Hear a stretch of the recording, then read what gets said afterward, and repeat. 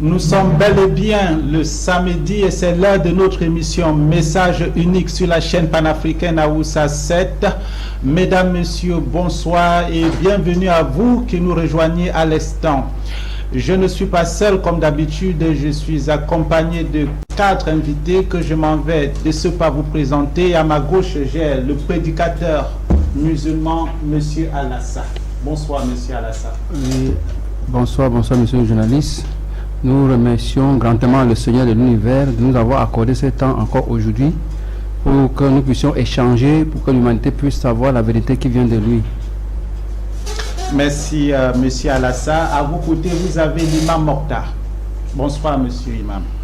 Bonsoir, Monsieur le journaliste. Assalamu alaikum wa rahmatullahi wa barakatuhu. Alhamdulillah, alhamdulillah, alladhi ahdana li islam wa tawhid wa sunnah. والصلاة والسلام على رسول الله على من لا نبي بعده وعلى آله وأصحابه ومن تبعه بإحسان إلى يوم القيامة. السلام عليكم ورحمة الله وبركاته.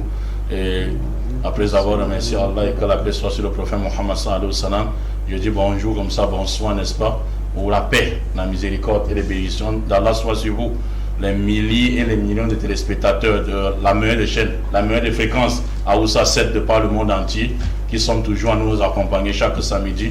Je n'oublie pas ainsi comme ça le professeur, n'est-ce pas, Ernest de l'autre côté. Oui, et Belle, qui est, n'est-ce pas, notre fidèle téléspectateur. Je dis également, je donne une salutation particulière, n'est-ce pas, aux membres de la télévision, commençant par son président jusqu'à Héros National, le producteur de l'émission. Un bonjour, n'est-ce pas, à nos copanélistes qui sont à côté et qui seront tout à l'heure chiffrés spirituellement. Et un bonjour spécial, monsieur Giscard, le grand journaliste réputé. Toujours égal à lui-même, monsieur Imam Mokhtar. Alors, en face de vous, vous avez monsieur Matip Pascal, que je ne présente plus également. Bonsoir à vous, monsieur Matip. Vous êtes chrétien. Bonsoir et je suis très heureux d'être là encore ce soir pour débattre sur la vérité. Parce que nous sommes là pour éclairer le monde.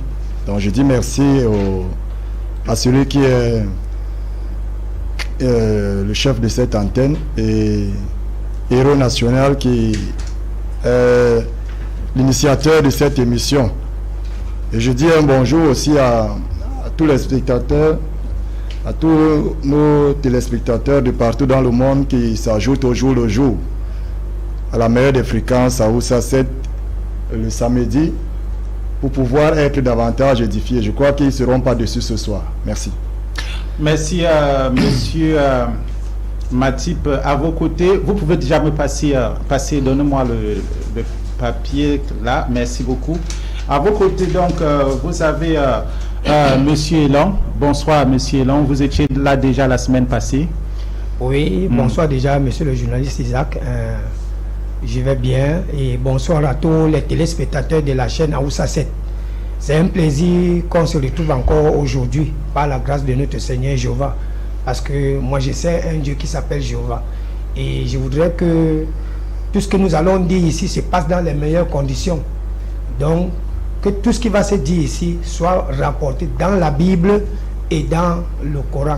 Et je salue déjà tous les téléspectateurs fidèles, que ce soit les chrétiens, je l'ai dit déjà, un shalom et salam alaikum à tous les musulmans du monde entier qui nous regardent. J'espère que l'émission va se passer dans les meilleures conditions. Nous l'espérons aussi, monsieur Long, et cela va se passer ainsi parce que nous n'avons jamais eu de problème ici. Mesdames, messieurs, comme vous êtes en train de le constater au bas de votre petit écran, nous allons parler aujourd'hui d'Ismaël et d'Isaac, l'une des pommes de discorde entre l'église islamique, je veux dire l'église, la religion musulmane et chrétienne. Aujourd'hui, les spécialistes que nous avons sur le plateau nous diront par qui le monde sera sauvé entre ces deux personnes, Ismaël et Isaac. Je vais commencer, je vais aller tout de suite poser la première question. Monsieur Alassa, je veux savoir, est-ce que le monde a besoin d'un sauveur? Oui, depuis l'aube du temps, le monde a besoin d'un sauveur prédit et envoyé par Dieu. Tous les prophètes ont annoncé l'avènement du dernier prophète qui va rassembler toute l'humanité autour de lui. C'est pourquoi aujourd'hui, on a les prophètes qui sont passés, qu'on arriverait plus exactement sur Moïse qui a fait la rédaction de la Genèse. Il a parlé dans la Genèse 3, verset 15, dans la Genèse 12, verset 1 à 2, dans la Genèse 49, verset 10. Faisant allusion à la personne dont toute l'humanité doit s'aligner avec lui. Sa prophétie se cadre avec la prophétie d'Enoch. Donc, Enoch qui a parlé d'un envoyé de Dieu qui viendrait avec les myriades. Moïse reprend cette prophétie et cette prophétie se réalise en l'an 600 de notre ère. Qu'on essaiera de vérifier pour voir si justement on est dans le temps ou bien on est dans l'espace. Merci, Monsieur Alassa. Alors, Monsieur Matchip, qu'est-ce qui est à l'origine de cet événement qui se produira? C'est-à-dire, qu'est-ce qui pousse Dieu à nous envoyer un sauveur? Déjà, merci Monsieur Isaac pour la question. Parce que déjà, il faut dire que Monsieur Alassa a reconnu que le monde a besoin d'un sauveur, mais pourquoi? Oui, le monde a besoin d'un sauveur, justement, parce que lorsque Dieu a fait la première création, qui est son fils Adam qu'il a créé, il a mis son souffle en lui. Il est arrivé pendant, Adam avait la responsabilité de régénérer pour Dieu des fils, donc des enfants qui seraient comme lui et qui seraient à l'image et à la ressemblance de Dieu. Mais dans cette marche, il est arrivé que le diable s'ingère et trompe Adam, qui va à l'encontre des principes de Dieu. Parce que Dieu, l'ayant mis dans le jardin, lui avait dit, tu mangeras de tout ce qu'il y a dans le jardin. Et il lui a dit, il y a un arbre qui est l'arbre de la connaissance du bien et du mal, tu n'en mangeras pas. Et malheureusement, il s'est dirigé au travers de sa femme, ils ont mangé cet arbre et ça a apporté le chaos. Voilà pourquoi l'homme a été chassé de la présence de Dieu. J'aimerais attirer ici l'attention de tout un chacun que Dieu leur avait dit que le jour où vous allez manger, vous allez mourir. Mais ce n'est pas le même jour qu'ils ont mangé qu'ils sont morts. Physiquement, mais spirituellement, ils étaient déjà morts. Parce que la mort, en réalité, c'est la séparation de l'homme avec Dieu. Si un homme est séparé de Dieu, qui est la source de la vie, cet homme est déjà mort. Il est déjà mort. Donc, l'homme est mort spirituellement depuis ce jour-là. C'est-à-dire la séparation entre l'homme et Dieu. Et Dieu. Il y avait déjà une séparation entre l'homme et Dieu. Donc, et l'homme ne pouvait plus rester dans le jardin que Dieu avait fait pour lui, où il venait s'entretenir avec lui. Il était important qu'il sorte du jardin. Donc, maintenant, à la suite des temps, Dieu ayant fait l'homme à son image et à sa ressemblance, voyant l'amour qu'il avait pour l'homme dès la création, il décide de sauver l'homme, de lui ramener à lui, de réconcilier l'homme avec lui. Il a envoyé beaucoup de personnes pour pouvoir ramener l'homme, mais ça n'a pas marché. Donc l'homme avait besoin d'un sauveur, l'homme avait besoin de quelqu'un qui va le ramener vers son Père, parce que lui-même, il a essayé, il n'a pas pu. Donc le Seigneur est rentré à lui-même et il a trouvé quelqu'un. Qui a essayé et il n'a pas pu. Non, l'homme. A essayé. Oui, l'homme a voulu. Et même aujourd'hui encore, on voit les hommes qui essayent de revenir à Dieu d'eux-mêmes.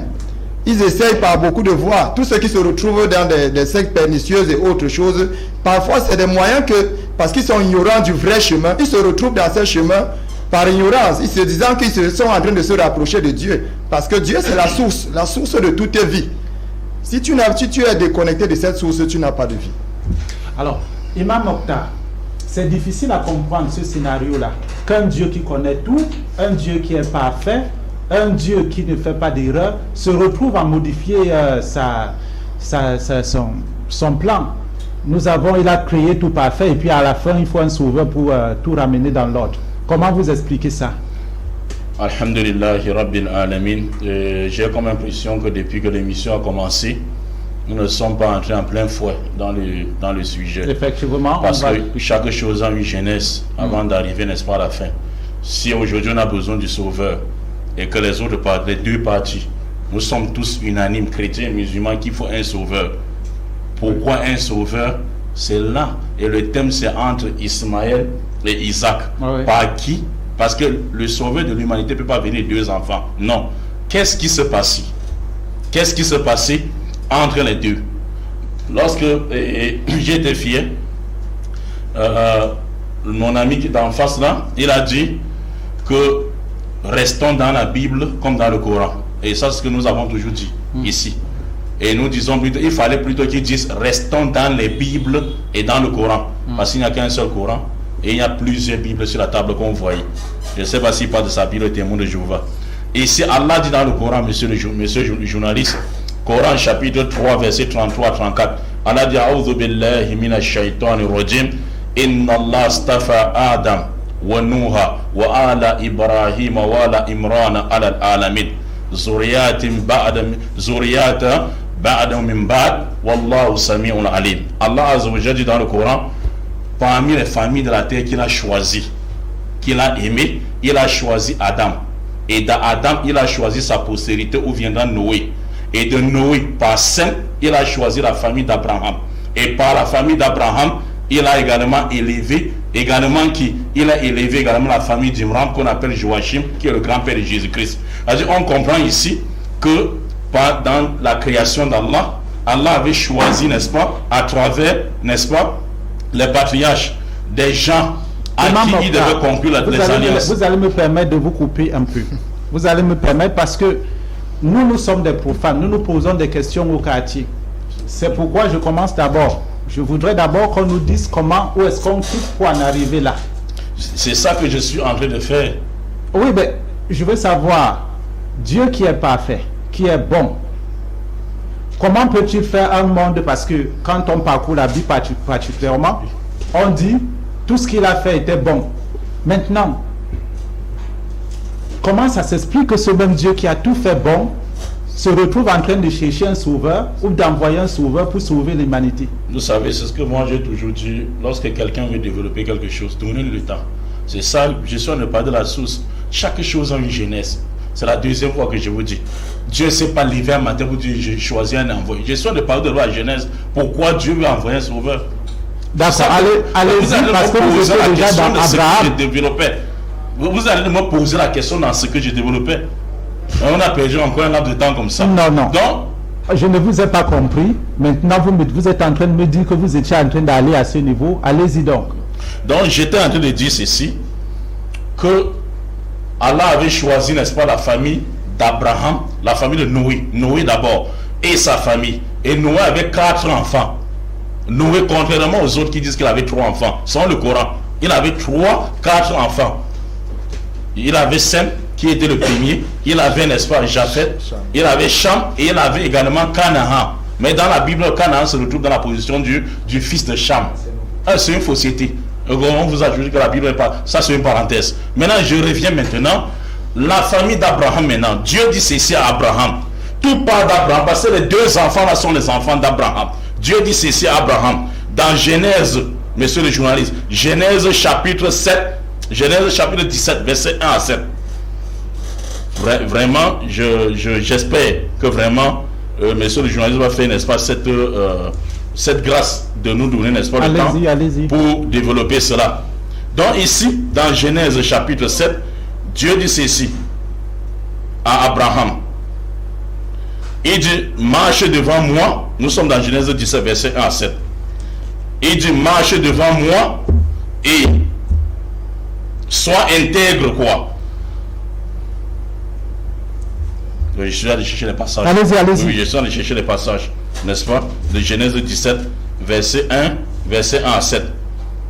Dieu dit ceci. Lorsque Abraham fut âgé de 99 ans, l'Éternel apparut à Abraham et lui dit, je suis le Dieu Tout-Puissant. Marche devant ma face et sois intègre. J'établirai mon alliance entre moi et toi et je te multiplierai à l'infini. Abraham tomba sur sa face et Dieu lui parla en disant, voici, écoutez, voici mon alliance que j'ai faite avec toi, Abraham. Tu deviendras père d'une multitude de nations. On ne t'appellera plus Abraham, mais ton nom sera Abraham. Car je te rends père d'une multitude de nations, je te rendrai fécond à l'infini. Je ferai de toi des nations et des rois sortiront de toi. J'établirai mon alliance entre moi et toi et tes descendants également. Après toi, selon leur génération, ça sera une alliance perpétuelle en vertu de laquelle je serai leur Dieu et ta postérité également après toi. C'est-à-dire Dieu dit ceci qui va bénir Abraham. de ce Genèse 17, verset 1 à 7, il ressort 3 choses. Premièrement, l'alliance que Dieu a traitée avec Abraham sera perpétuelle, lui et sa postérité. Et deuxième chose maintenant qu'on retient, c'est que ça sera basé, ça sera uniquement les enfants d'Abraham. Pas comme l'autre disait, le William Marot Branham est monté, uniquement toi et ta postérité après toi. Oh, William Marot Branham ne descend pas d'Abraham. C'est une parenthèse. Et toi maintenant, vous allez garder mes commandements. C'est-à-dire cette alliance va être debout, ou ça va se tenir aussi longtemps que toi et tes descendants après toi vont garder quoi? La voix de l'Éternel et les commandements. Donc ici maintenant, ça c'est Genèse 17 verset 1 à 7. Et le verset 18 à 20 maintenant, il faut faire maintenant les alliances par qui? Cette alliance, par qui, n'est-ce pas, cette promesse que Dieu a fait à Abraham va s'accomplir. Ces 2 épouses lui ont donné 2 enfants avec qui il a traité. Abraham a eu 8 enfants. Mais ceux à qui Dieu a conclu les alliances sont uniquement 2 seulement, Ismaël et Isaac. Dieu dit très certainement, ta femme Sarai te donnera un fils, tu lui donneras le nom d'Isaac. J'établirai mon alliance avec lui comme une alliance perpétuelle et sa postérité après lui. Et il dit, Abraham dit qu'Ismaël vive devant ta face. Dieu dit maintenant dans Genèse 17 verset 20, à l'égard d'Ismaël, j'étais exaucé, je le bénirai, nation bénie, je le bénirai, je le rendrai fécond et je le multiplierai à l'infini.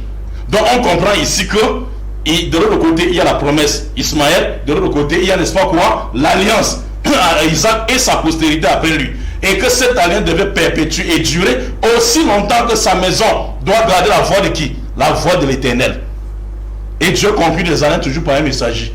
Et cette alliance est basée sur les lois et les commandements. Donc dans ma deuxième prise de parole, pour ne pas monopoliser le plateau, je vous montrerai que cette alliance que Dieu a conclue à Abraham par ses 2 enfants a commencé par Isaac. Mais à un moment donné, il y a eu une rupture d'engagement parce que ceux-là avaient cessé de marcher selon la voie de l'Éternel et de respecter les commandements de l'Éternel bibliquement comme coraniquement. Et il fallait que maintenant l'autre, n'est-ce pas, maison de promesse, de bénédiction, pour que ça prenne le relais. Et ça, personne ne peut s'en sortir sur ce débat entre les 2 là. Inch'Allah. Donc, c'est un peu ça. Merci à Imam Mokhtar. Monsieur Elan. Oui, voilà. Merci déjà. Avant de rebondir sur ce qu'il a dit, parce que il a dit que entre Isaac et Ismaël, on a l'alliance et la promesse. Vous allez nous expliquer ça. Mais avant, parce que je lui ai posé une question, je n'ai pas été satisfait parce qu'il n'y a pas eu de réponse. Comment? Parce que ici, le thème c'est par qui le monde sera sauvé entre Ismaël et Isaac.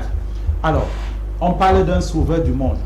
Pourquoi un sauveur du monde si un Dieu parfait, un Dieu bon, a fait son monde qui a été dit bon, bien.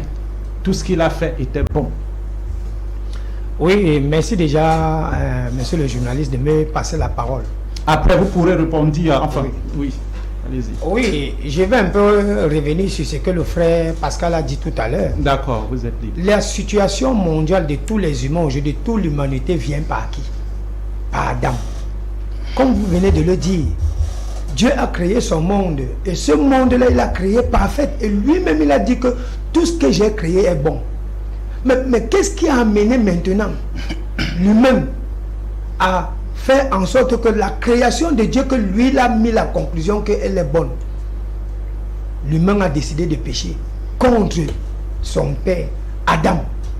Adam a péché contre Dieu. Il a donc pendu le mensonge sur Dieu. Voilà la situation pour laquelle nous nous retrouvons aujourd'hui. Maintenant, quant à savoir par qui le monde va être sauvé, je doute très fort, chers téléspectateurs, je doute très fort que les deux combatteurs ici là qui débattent ici avec moi là seront incapables de le prouver dans la Bible, dans le Coran. Parce que le Coran, il va ouvrir le Coran, il va nous parler d'Ismaël. il va nous parler d'Ismaël. Parce que ça ne sert à rien de parler autant de minutes et dire des choses qui ne tiennent pas. Le Coran fait foi, monsieur le journaliste. Le Coran fait foi. J'aimerais que tous les téléspectateurs qui nous regardent de la chaîne Awoussa, qui prêtent attentivement une oreille. Parce qu'il y a des choses qui vont se dire ici dans ce plateau. Que notre frère soit quand même responsable de nous dire par qui le monde soit sauvé. Parce que quand on a donné le thème ici la dernière fois, moi j'ai compris que le thème ici, c'est entre Jésus et Mohammed. Mais quand on vient maintenant parler d'Ismaël et Isaac, on parle ici de la promesse. C'est pas de ça que nous sommes en train de parler aujourd'hui. Parce que s'il le faut, le frère Imam Mokhtar, quand je vais lui demander de remonter la généalogie de Mohamed menant à Ismaël, il ne pourra pas. Il ne pourra pas. Donc ça ne sert à rien de mettre des titres comme ça qui n'ont pas de sens. Nous on sait que dans Genèse 17, Dieu a fait une promesse à Abraham. Et les deux alliances qu'il parle, il fait la première alliance avec Abraham. Il change le nom d'Abraham. Et il fait une deuxième alliance avec Isaac. Pourquoi? Parce que quand Dieu annonce à Abraham qu'il va devenir père des multitudes, qu'est-ce qu'Abraham fait?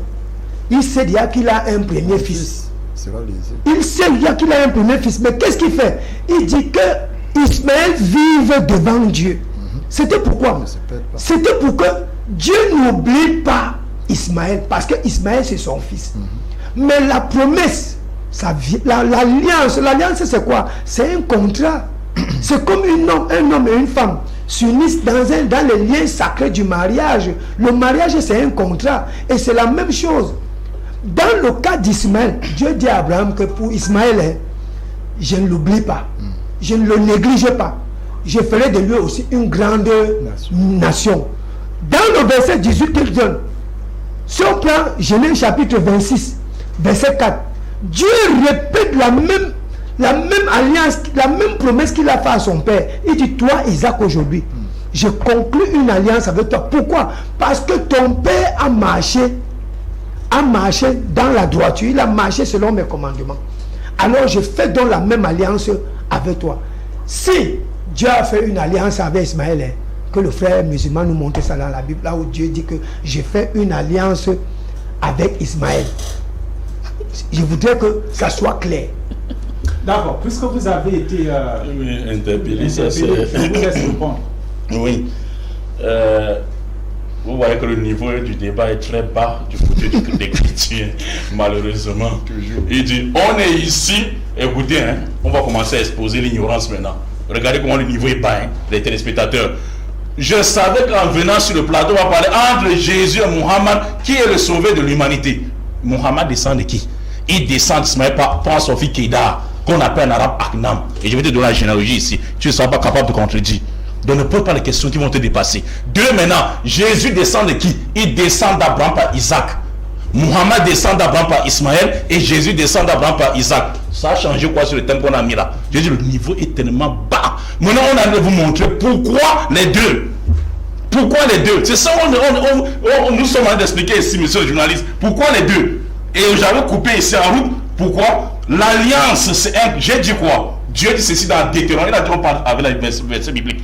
Deutéronome chapitre 7, verset 11 à 12. Dieu dit ceci.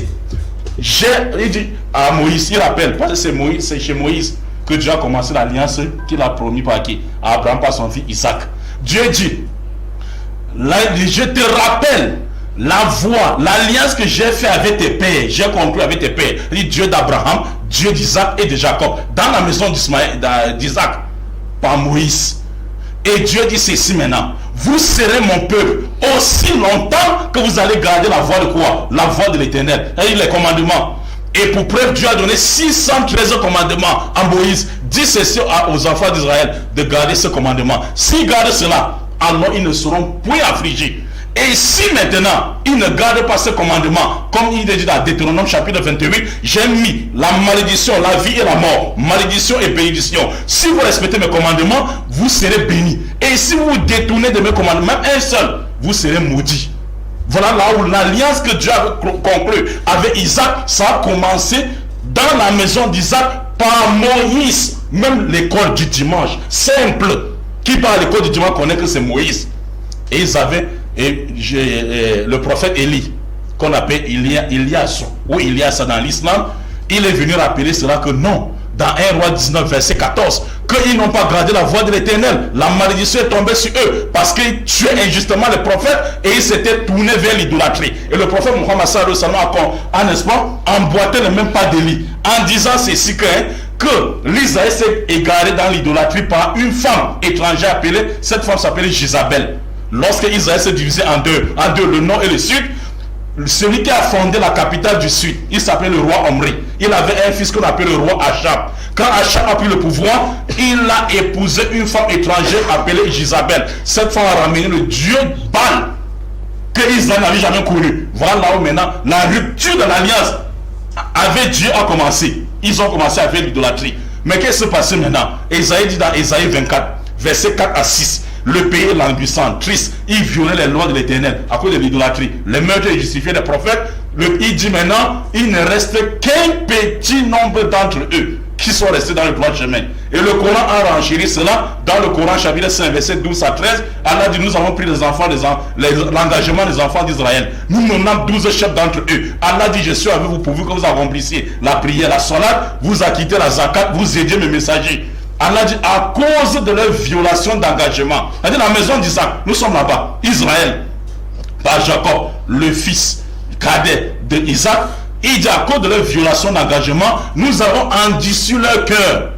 Ils changeaient les paroles et les sens et les paroles, sauf un petit nombre d'entre eux. Comme, n'est-ce pas, Isaïe avait dit. Et Élie également répète la même chose dans le Coran. Coran chapitre 37, versets 123 à 126. Vous comprenez un peu. Maintenant, Dieu a donné une deuxième chance à cause de sa miséricorde, comme vous avez dit. Toujours à qui? Regardez, constatez que dans notre maison, dans la maison d'Isaac, Ismaël, il n'y a encore rien. Tout se joue dans la maison de qui? D'Isaac. Jésus arrive maintenant, Dieu conclut une nouvelle alliance. Dans Jérémie 31, verset 31 à 34. Dieu dit, voici que les jours viennent où je ferai avec les deux maisons d'Israël une nouvelle alliance. Non comme l'alliance que j'ai traitée avec leur père. L'alliance qu'ils ont violée. Quoique je fisse leur Dieu. Mais voici que ces jours viennent, je mettrai mes lois au-dedans d'eux. Vous comprenez un peu? Dieu a donné la deuxième chance à qui? À Israël. En leur disant ceci au verset 37. Nous sommes dans Jérémie 31. Il dit, tant que vous allez cesser de mettre en pratique mes commandements, Israël va cesser devant moi à être une nation. Ça c'est au verset 37 de Jérémie 31. Jésus-Christ est venu maintenant. Qui était dernière chance pour eux? Ou pour qui? Israël. Parce que Dieu avait dit à leur père Isaac, je ferai l'alliance avec Isaac et sa maison après lui. Ils ne peuvent pas demander ça. Ils sont très légers pour ça. Jésus arrive maintenant, il rappelle Israël. Moïse vous a dit, réveillez la loi. Moïse vous a dit, mais le malheur pour eux chercher à tuer Jésus-Christ. Jésus-Christ en partant il dit ceci. Il dit dans Luc chapitre 13 verset 43. Dans Matthieu chapitre 23 verset 37. 39. Jérusalem, Jérusalem, toi qui tues et lapides ceux qui te sont envoyés. Combien de fois ai-je voulu te rassembler comme une pour rassembler ses poussins et tu n'as pas voulu. C'est-à-dire Dieu dit ici, Jésus dit, avant de partir maintenant dans Matthieu chapitre 21 verset 43. Il dit ceci, le royaume de cieux vous sera enlevé. C'est-à-dire cette fois-ci c'est fini pour vous. Parce que vous avez une deuxième chance. Le royaume de cieux vous sera enlevé et donnera à une autre nation qui en produiront les fruits. Et le mot utilisé, une nation, parce que la Bible, le Nouveau Testament est écrit en grec. Le mot utilisé, monsieur Giscard, c'est ethnos. Pour ceux qui font les recherches derrière les caméras là, c'est pas ethné. Vous tentez ici là, vous n'allez pas vous en sortir en grec, ici en hébreu. Vous serez un peu plus flagellé même que ça. Donc ici, le mot utilisé c'est ethnos. Qui veut dire quoi? Qui veut dire dans la Bible Strong.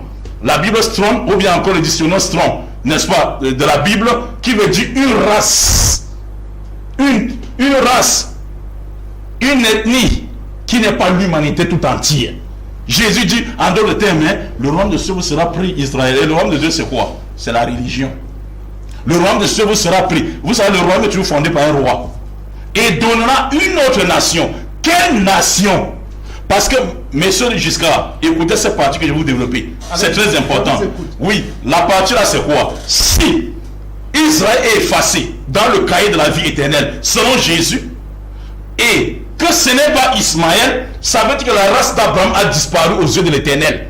Écoutez-moi bien, pour ne pas poser cette même question après. Donc si Jésus dit que Israël est effacé du cahier de la vie éternelle devant lui par Jésus-Christ dans la parabole des vignerons homicides dans Matthieu chapitre 21 verset 33-44, et que ce royaume que Jésus annonce qu'on va prendre chez Israël pour donner, ce n'est pas le royaume d'Ismaël ou les Ismaélites à qui Dieu a fait les deux promesses du côté d'Isaac et du côté d'Ismaël, ça veut dire que la race d'Abraham a disparu. Or Dieu dit ceci à Abraham. Or Dieu dit ceci à Abraham: j'ai fait l'alliance avec toi, une alliance perpétuelle, et ta descendance après toi. Si un autre enfant a cessé de vivre à partir qu'il a rompu les commandements, obligatoirement un autre enfant devait continuer. Et cet enfant-là, c'est Ismaël. Donc on a toujours dit ceci. Mais dites-nous quand est-ce que la promesse faite à Ismaël s'est accomplie? Quand? Après la cessation d'Israël de vivre en tuant les prophètes, et Jésus a scellé leur sort. S'il vous plaît, je voulais chuter, monsieur, pardon, s'il vous plaît. Il dit ceci, il dit que entre Jésus et Mohammed, comme j'ai dit, donc j'ai élevé le débat. Je vais finir par ça, s'il vous plaît. Élever le débat. Maintenant, c'est pas s'il continue à faire, je vais donner un chaos directement. Chaos directement. Donc rentrer dans la Bible, tu as dit qu'on reste dans la Bible, non? Alors, Pasteur Mathieu, le royaume des cieux a été enlevé à la maison d'Israël et donnera à une autre nation. Alors, expliquez-nous ça. Ça a été donné à une autre nation. La maison, le royaume des cieux n'a jamais... Dans les explications d'Imam Mokhtar, puisque la Matthieu 21, verset 43. Matthieu 21, verset 43. Laissez-moi continuer. L'alliance doit rester dans la maison d'Abraham. Et Abraham avait 2 fils. Cette alliance a été donnée à une autre nation, et plus particulièrement à la nation d'Ismaël. Expliquez-nous ça en tant que chrétiens. C'est bon quand nous sommes bel et bien dans les religions abrahamiques, hein, vous êtes appelés à voir. Il faut revoir si l'islam est même une religion abrahamique. Donc ça, c'est vraiment à revoir. Ok, expliquez donc. Donc, moi je voudrais dire ceci. Imam, c'est bon quand il bavarde et il s'échauffe. C'est normal, il faut qu'il anime le plateau. Mais il ne faudrait pas qu'on dise du n'importe quoi. Lorsque Israël, les enfants d'Israël ont péché, parce que lorsque la promesse a été faite à Abraham, il dit qu'elle a commencé par Moïse, mais Isaac a vécu la promesse, la bénédiction de Dieu. Et il a engendré maintenant Jacob et Ésaü. Jacob et Ésaü maintenant, Jacob a eu la promesse continuée par lui. Dieu a béni Jacob, il a eu 12 fils. Ces 12 fils, maintenant, il est arrivé au moment où Israël ne marchait plus selon la volonté de Dieu. Après le roi Salomon, parce que le roi Salomon, après avoir dirigé les 12 tribus d'Israël, Israël a commencé à se déraper parce que lui-même, vers la fin, il a commencé avec beaucoup de femmes, à aller vers l'idolâtrie. Et Dieu a essayé de les ramener. Cela n'a pas été fait. Et jusqu'ici, vous êtes d'accord avec Imam Mokhtar? Dans vos développements jusqu'ici, vous êtes d'accord avec lui que Israël a été rayé. N'a pas été rayé tout simplement. Je suis en train de développer. Je t'ai dit qu'il y a eu 12 fils. Dans les 12 fils, maintenant, le royaume a été divisé. Il est resté 2 tribus. Oui, allez-y. Vous avez votre temps. 2 tribus d'Israël, parmi les 12, qui étaient gérées par Roboam. Et le reste, Juda, il y avait Juda et Israël. C'est cette tribu, Juda et Benjamin. Merci. Juda et Benjamin qui étaient dirigés par Roboam. Et les 12 autres tribus étaient séparées d'Israël. Voilà là où il y a eu souci. Mais Ismaël n'intervient pas dans ça parce que Ismaël n'est même pas de ce côté-là. Ismaël est de son côté, comme l'a dit mon bien-aimé Timba tout à l'heure, que lorsque Abraham a eu son premier fils, il était tellement content, mais Dieu lui a dit que ce n'est pas de ce fils-là que viendrait la promesse. Je suis d'accord, je suis content aujourd'hui qu'au moins, parce que dès le début, Les imams n'acceptaient pas déjà cela. Aujourd'hui, ils commencent à accepter au moins que la promesse a été faite à Isaac. Donc on va évoluer jusqu'à ce qu'ils vont confesser Jésus. Le temps va arriver. Donc nous sommes en train d'évoluer. Donc voilà comment. Voilà comment il. Oui. Vous avez votre temps, hein? Non, il m'a un peu. Vous voulez m'aider là? Oui, j'aimerais juste appuyer ce que le frère a dit. Il faudrait qu'on reste dans le sujet. Effectivement. Parce qu'il ne faudrait pas que Mokhtar bavarde des choses qu'il ne comprend pas, qui n'ont pas de sens. Entre Ismaël et Isaac, à qui Dieu a fait la promesse? Chers téléspectateurs, vous-même ouvrez Genèse 17, le verset 4. À qui Dieu a fait la promesse? Il faudrait que Mokhtar soit intelligent de nous expliquer ça. J'ai dit ici tout à l'heure que voici la Bible, voici le Coran. Hein? Si Dieu a fait une promesse à Ismaël, le Coran est là. Qui nous braque le Coran? Voici le Coran. Ainsi donc, si je vous suis bien, vous n'êtes pas d'accord avec les exemples qu'il prend dans la Bible? Non. Regardez, monsieur le journaliste, écoutez bien. Tout ce qu'il cite ici dans la Bible, ça concerne la nation d'Israël. Puisqu'il a donné Matthieu chapitre 21, verset 43. Ça dit quoi? Que le royaume vous sera enlevé, sera donné à une nation qui produit les fruits. Mais quand il dit cela, il fait déjà allusion à quelle nation? Il est clair dans ce qu'il dit. Il dit à la nation Ismaël. Il a dit que c'est à Ismaël. Hein? Non.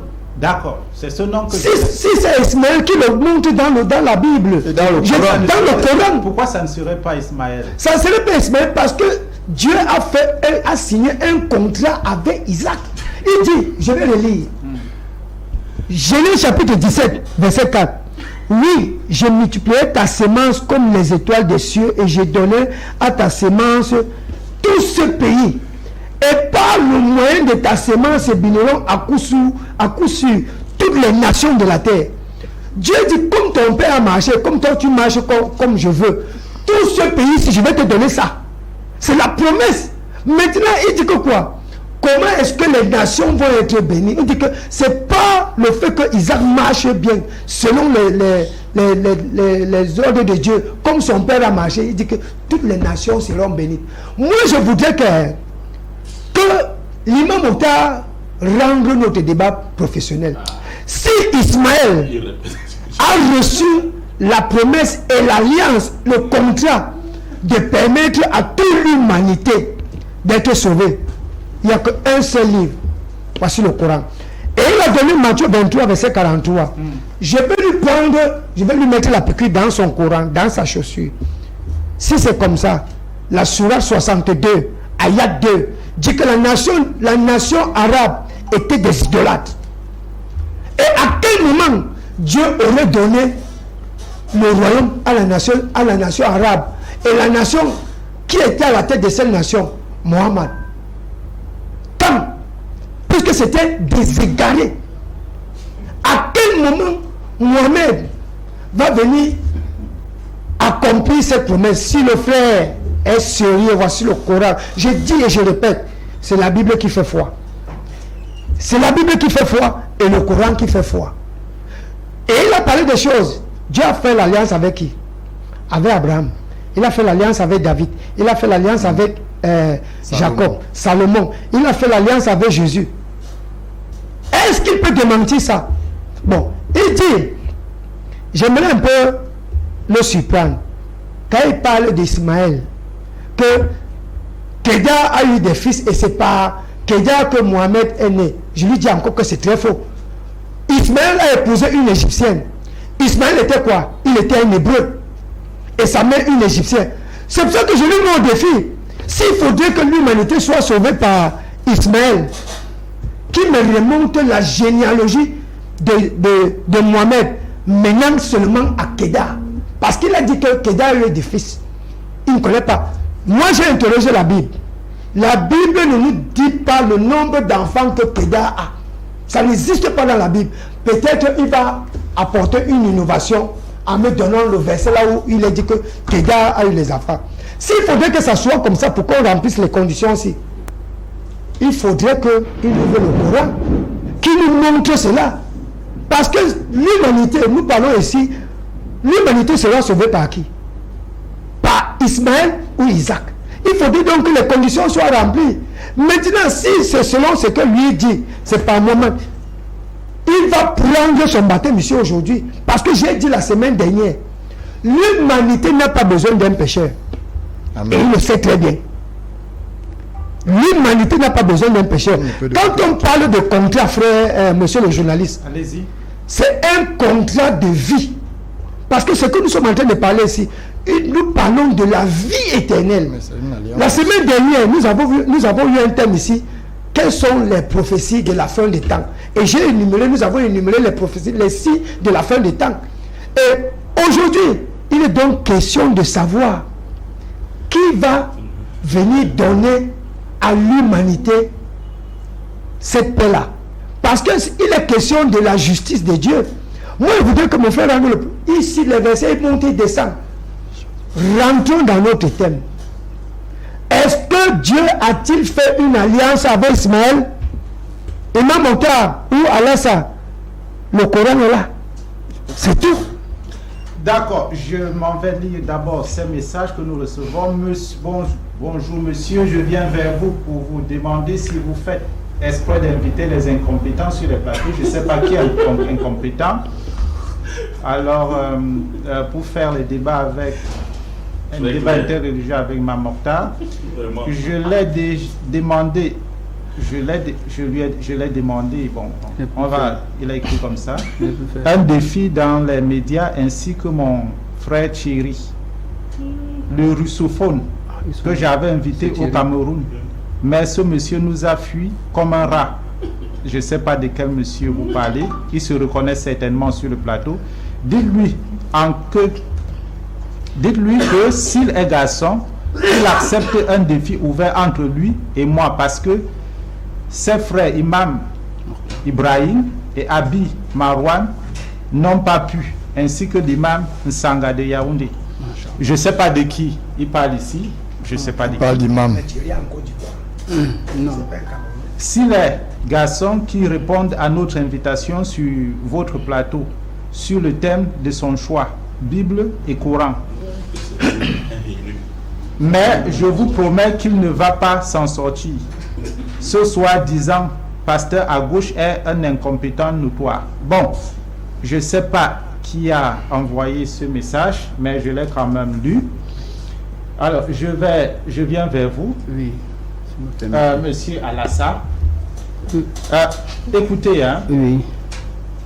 le monsieur Elon parle d'un peuple idolâtre. Comment Dieu peut-il enlever l'alliance à un peuple qui péchait pour redonner à notre peuple Monsieur le journaliste, il y a un problème très grave. Quel est ce problème? C'est l'ignorance. Alors, si vous n'avez pas étudié, Dieu dans les alliances a fait avec Abraham et son fils Isaac. L'alliance d'Abraham est en même temps familiale et universelle. Mais celle d'Isaac, c'est familial, en même temps familiale et universelle pour Abraham. d'accord. Dieu dit, je serai ton Dieu et le Dieu de tes enfants après toi. Je ferai de toi le père de multitudes. Tu seras une source de bénédiction pour l'humanité. Vous me suivez bien. Maintenant, quand Dieu vient sur Isaac, il dit, je conclue mon alliance avec Isaac entre moi et lui et ses enfants après lui. Là, c'est familial. Là où mes frères ne comprennent pas, c'est que Dieu a dit à Abraham, je ferai de toi une grande nation. 4 titres dans la Bible qui représentent 4 personnes. Abraham qui est premier, Ismaël qui est deuxième, Jacob qui est troisième et Moïse qui est quatrième. Oui, vous vous rapprochez de votre micro là. Pourquoi une nation? C'est-à-dire qu'ils vivront sous la législation divine. Par Abraham, il met ses enfants dans la législation divine. Par Ismaël, il met tous ses enfants par la législation divine. Par Jacob, ses enfants par la législation divine. Et Moïse, qui apporte cette législation pour donner au peuple d'Israël. Jésus vient comme celui qui clôt la promesse de Dieu faite à Abraham. En toi seront bénies toutes les familles de la terre. Jésus veut ramener le peuple d'Israël vers le Dieu Tout-Puissant, parce qu'il y a certains qui sont détournés de Dieu, 10 tribus, pour aller rester en Samarie pour adorer le veau d'or, et les Judas et Benjamin qui sont aussi à Jérusalem, pour adorer le vrai Dieu.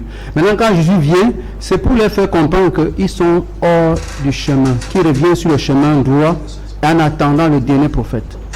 qu'est-ce que le dernier prophète fera? Il doit leur apporter un enseignement et un rappel. Si je vous suis bien, vous êtes un peu en train de contredire Imam Mokhtar également. Non. Je suis en accord avec Mokhtar. Parce que Jésus, je mets le point où il faut, parce qu'avec le type là, c'est notre type de l'émission, parce que c'est 15 ans que je l'étudie. Et ce monsieur est très fort pour passer dans le cafouillage. Je vous dis, Jésus est dans l'accomplissement de l'alliance que Dieu a conclue avec Jacob, Oui. Moïse, qui a pour père Jacob ancêtre. Il dit, je conclurai avec Isaac une alliance qui est pour lui et ses enfants après lui. Jacob est celui que Dieu a choisi dans la maison de Isaac pour le nommer comme son peuple sur la terre. Maintenant, Moïse vient comme celui qui vient délivrer ce peuple d'Israël. Jésus vient maintenant pour rassembler les deux peuples séparés. Il dit les brebis perdus à la maison d'Israël sont les 10 tribus qui sont rebellées contre Dieu pour aller adorer le veau d'or. Ce sont ceux qui sont perdus. Jésus vient pour les ramener en les annonçant l'avènement d'un individu après lui. Vous comprenez? Maintenant, quand on dit Ismaël est une nation, Abraham est une nation, Jacob est une nation, pourquoi servir des titres de nation sans avoir une législation que tout le monde peut vivre dedans?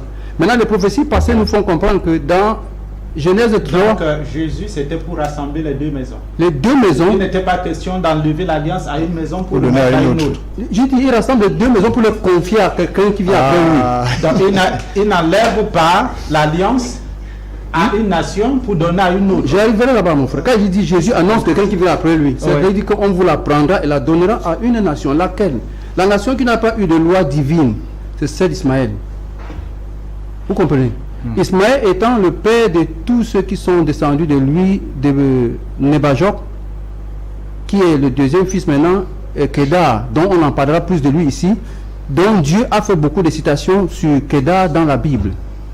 La Bible dit que Kedar est celui par qui le temple doit être érigé et la nation doit se former chez Ismaël. La Bible est claire. Je vais vous démontrer ça dans la Genèse 16, 60, verset 1 jusqu'à la fin. La fin prétend que, dit bien que la nation un peu devient une grande nation. Un peu. Parce qu'on va vérifier les Écritures, on va comprendre que la nation qui manquait, que Jésus a dit, c'est en 600 de notre ère, que Jésus, en l'an 33, Jésus dit, on la prendra et la donnera à une nation. Ésaïe maintenant avait fait une prophétie dans Ésaïe 60, verset 1 jusqu'à la fin. C'est la fin maintenant qu'on essaie de comprendre de quelle nation il s'agit. Jésus vient maintenant dire, on la prendra chez vous. Les qui? Les Israélites. Elle la donnera à une nation, laquelle? Les païens? Non. C'est le peuple de la maison d'Abraham que Dieu a qualifié que en toi seront bénies toutes les familles de la terre. Mohamed est descendant du dernier fils, du deuxième fils d'Abraham qui est Nebajok. J'ai du mal à vous comprendre là quand même. Vous savez pourquoi vous ne comprenez pas? Attends, vous savez pourquoi vous ne comprenez pas? Ils ont déjà parlé. Oui, je vais développer ça un peu. Ouais, parce que dans tout ce qu'il dit, Il est en train de... je vois de la contradiction entre... Il n'y a pas. Laissez-moi expliquer ce qu'il dit. Ben, moi je comprends aussi, allez-y, je vous donne expliquer. Oui, Expliquez ce qu'il dit. alhamdulillah. Oui, allez-y. Je vois que le plateau est très faible et médiocre pour les téléspectateurs qui apprennent, n'est-ce pas, la théologie. Vous allez comprendre. C'est pour ça que même le chrétien égaré qui a écrit là, c'est un chrétien. Il a dit les pasteurs d'en face sont égarés. Pourquoi? Parce qu'il voudrait venir sur le plateau défier Imam Mokhtar. C'est pas pour rien qu'il dit ça, parce qu'il trouve le camp très faible. Vous voyez que Chimba qui est en face, il ne maîtrise pas la lettre, il ne connaît pas la Bible. Et j'ai dit toujours, monsieur le journaliste, quand on prend la parole, s'il vous plaît, prenez le temps de nous suivre. Le temps de dire tout ça, parler, on vous suit. Oui, si le temps de nous, si vous dites que le temps de dire ça, mais départagez les minutes. Si on dit on a 10 minutes, on gère nous les 10 minutes, même si on ne dit rien. Quand 10 minutes vont arriver, vous arrêtez, vous donner la parole. Nous ne sommes pas ici, vous respectez. Je crois que s'il y a quelqu'un que je ne coupe pas ici, c'est vous. Allez-y, parlez. Toi, tu monopolises même la parole. Allez-y, Imam Mokhtar, parlez. Après, vous reposez la même question de ce qu'on a développé. Oui, mais je sais ce que je recherche. Vous appeler là, vous allez comprendre. Parce que vous êtes en train, nous sommes en Égypte. Dieu a fait 2 alliances. Timba, il a pris le Genèse, mes chers frères, Genèse 17, verset 4. Pour dire Genèse 17, verset 4, parle d'Isaac. Or, tous les pasteurs qui sont derrière ça, ils vont le contredire, ceux qui vont appeler. Genèse 17, verset 1 à 7, Dieu s'adresse à Abraham. Voici la Bible. Mais lisez donc. Maintenant, où est-ce que Dieu a fait l'alliance avec les 2 enfants d'Abraham? C'est le verset 17 à 19. Je veux que vous le lisez, vous avez l'habitude souvent. Il a lu le 26, verset 4. Allez-y, Imam Mokhtar. Isaac, quand il a parlé d'Isaac, non, je te reviens seulement. Il a lu le verset 26, verset 4. Calmez-vous. Calmez-vous dans le Saint-Esprit, non. Vous serez démasqués vous maintenant. Dans Genèse chapitre 17, ici, il a lu le verset 4. Oh, le verset 4, Dieu s'adresse à Abraham. En entend, elle est audition. Pourquoi je reprends le journaliste? C'est j'ai lu 1 à 7 de Genèse chapitre 7, ou 17 plutôt, où Dieu s'adresse à Abraham et non à Isaac ou Ismaël. Où Dieu a-t-il parlé à Abraham, d'Isaac et Ismaël? C'est le verset 18, chers téléspectateurs, à 20. Je le lis, mon Dieu vision. C'est ce qu'il ne peut pas lire. Le verset, Abraham tomba sur sa face et rit. Dieu dit à son cœur, naîtrait-il un fils à un homme de 100 ans et Sarah âgée de 90 ans? Enfanterait-elle? Abraham dit à Dieu, oh Dieu, qu'Ismaël vive devant ta face. Dieu dit certainement, ta femme Sarah t'enfantera un fils. Tu l'appelleras du nom d'Isaac. J'établirai mon alliance avec lui comme une alliance perpétuelle et sa maison ou sa postérité après lui.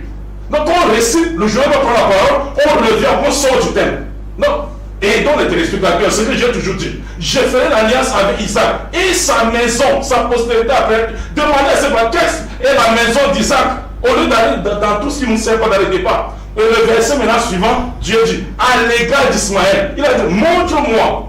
Il a dit, si vous avez compris, montrez-moi où Dieu a fait l'alliance, où la promesse a qui à Ismaël. Voilà ça maintenant pour le monde. Quand les journaux vont prendre la parole, ils vont faire semblant de ne pas comprendre. Le verset 20, à l'égard d'Ismaël, j'étais exaucé, je le bénirai. Ça c'est le futur, c'est un peu de l'indicatif. Ça va arriver. On a toujours dit, c'est arrivé quand vous ne devrez pas poser les vrais problèmes sur la table. Pour aller, ne soit pour aller du quartier, comment la journée était bien, ils ont commencé la journée, on sait ça s'est bien passé. Gardez ça pour vous. Donc à l'égard d'Ismaël, j'étais exaucé, je le bénirai, je le rendrai fécond, je le multiplierai à l'infini, il engendrera 12 princes et je ferai de lui une grande nation. Chers téléspectateurs, il n'y a que 3 personnes dans Genèse, dans toute Genèse, qui ont été appelées grande nation. La première personne c'est Abraham, qui a été appelé grande nation 2 fois. Il a appelé 2 fois. Genèse 12, verset 2 et Genèse chapitre 18, verset 18.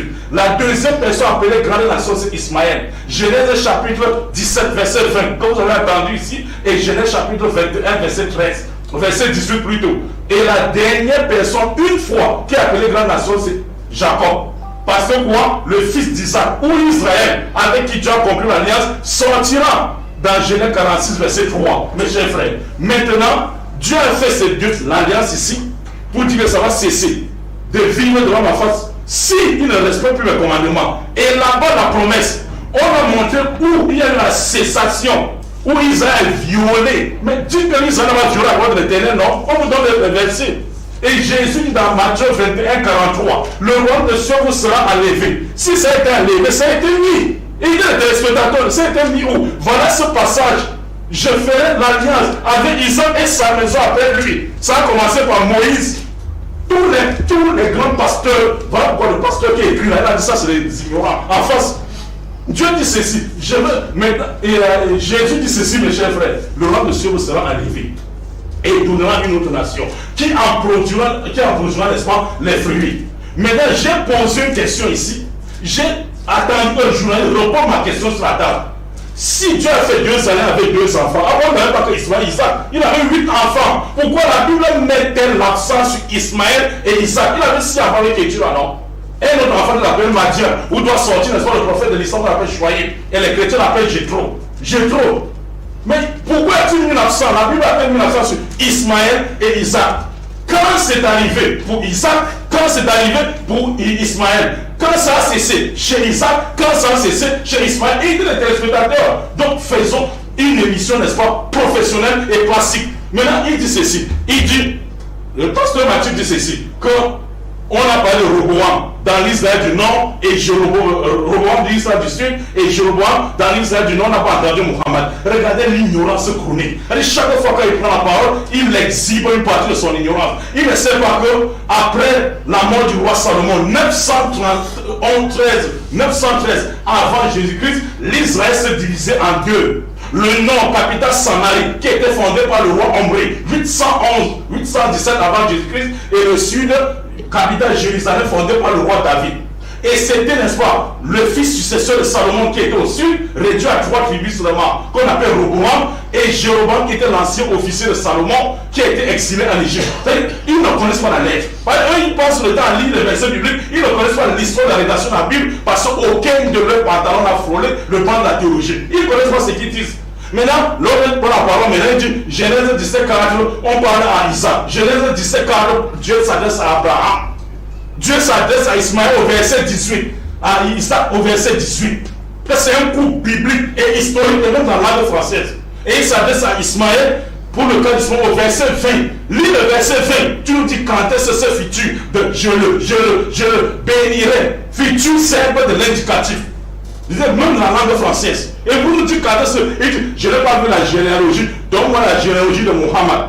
Il dit ceci. Donne-moi la généalogie de Muhammad, n'est-ce pas, qui monte, n'est-ce pas, à Ismaël. Et nous avons déjà dit ceci, que dans leur ignorance, prends la généalogie. Muhammad, son père c'est Abdallah. Le père d'Abdallah c'est Abdul Muttalib. Le père d'Abdul Muttalib, n'est-ce pas, c'est Koussé. Le père de Koussé c'est Zé. Le père de Zé c'est Kilab. Kilab Moura. Moura Kab Loé. Loé Ghalib Fik Kouresh. L'ancêtre de la tribu Ibn Iyas Mouda Nisa Mal le fils de Kéda le fils d'Ismaël, Ismaël le fils d'Abraham, Abraham monté par Seth Noé jusqu'à la lignée de Muhammad. Ça c'est pur. Tu ne peux pas t'en sortir dans ce débat. Vous n'avez pas le niveau de ce débat là. Vous avez demandé, voici la généalogie. Monsieur, vous posez une seule question seulement, que ça fait plus de 10 émissions qu'on pose cette question. Le journaliste ne vous pose pas, ne prenne jamais pas de prendre la question là. 10 émissions déjà. Quand est-ce que la promesse que Dieu a faite à Ismaël au verset 25 est arrivée? Vous avez dit que les Ismaélites sont les Arabes, non? Et tu as dit si c'était les gens qui vivent dans l'idolâtrie. Est-ce que les Arabes vivent encore dans l'idolâtrie aujourd'hui? Ils adorent le Dieu d'Abraham. Un seul Dieu. Mohammed est venu trouver 360 idoles. Chez les Arabes, il y a le Dieu en un Dieu qui c'est le Dieu d'Abraham. Quand est-ce que c'est arrivé? Et il ne croit de dire ça. Ça c'est Dieu. De toi maintenant, il dit ceci, que la Bible ne parle pas de la généalogie, la nation arabe était idolâtre. Mais c'est ce que nous avons toujours dit. Et c'était une preuve même, puisque Dieu dans Deutéronome 31, verset 31 à 34, il va exciter ma jalousie en allant auprès d'autres divinités. Moi, je vais exciter également la jalousie d'Israël en les remplaçant par une nation, s'il vous plaît, ne m'empêchez pas de dire la vérité, en les remplaçant par une nation insensée. Et Dieu dit que la nation qui va remplacer Israël avec, dans Deutéronome 32, 31 et 32, ça sera une nation insensée. Et Dieu va vous confirmer ici que la nation arabe. On ne peut pas faire d'émission comme ça. On ne peut pas, ce n'est plus une émission ça. Nous sommes dans une émission, nous sommes dans un séminaire. Dites-nous. Ok, je laisse alors la parole. Prenez la parole. Monsieur le journaliste, je peux parler? Le véritable problème, c'est que quand on veut, parce que le temps nous est compté et le temps est court. Parce que quand on dit la nation d'Abraham, c'est-à-dire c'est une nation qui va selon la volonté de Dieu dans tout le domaine social. Dieu dit la nation d'Ismaël, Dieu dit la nation de Jacob et la nation de Moïse. Ça fait 4 personnes qui représentent la nation. C'est au singulier et non au pluriel. Voilà là où il y a problème. La parole, ça devient un séminaire. Non. Ça devient un séminaire. Établissons les règles de minutes. C'est simple. 10 minutes pour 5 minutes. Quand ça va arriver, vous allez voir quelle partie est injuste. Non, on va arrêter. On va arrêter. Dans le temps, Monsieur Imam Mokhtar, si nous sommes dans un débat. Donc, non, c'est monsieur le journaliste. Si nous sommes vraiment. Attendez. Monsieur le journaliste, quand vous modérez, nous disons ceci. Évitez de montrer votre tendance là et être impartial. Évitez de montrer votre tendance. Mettez le phénomène de minute. C'est ça. Et restons dans le thème. Je crois que les téléspectateurs sont bien placés pour savoir si je suis impartial. Mais je sais une chose.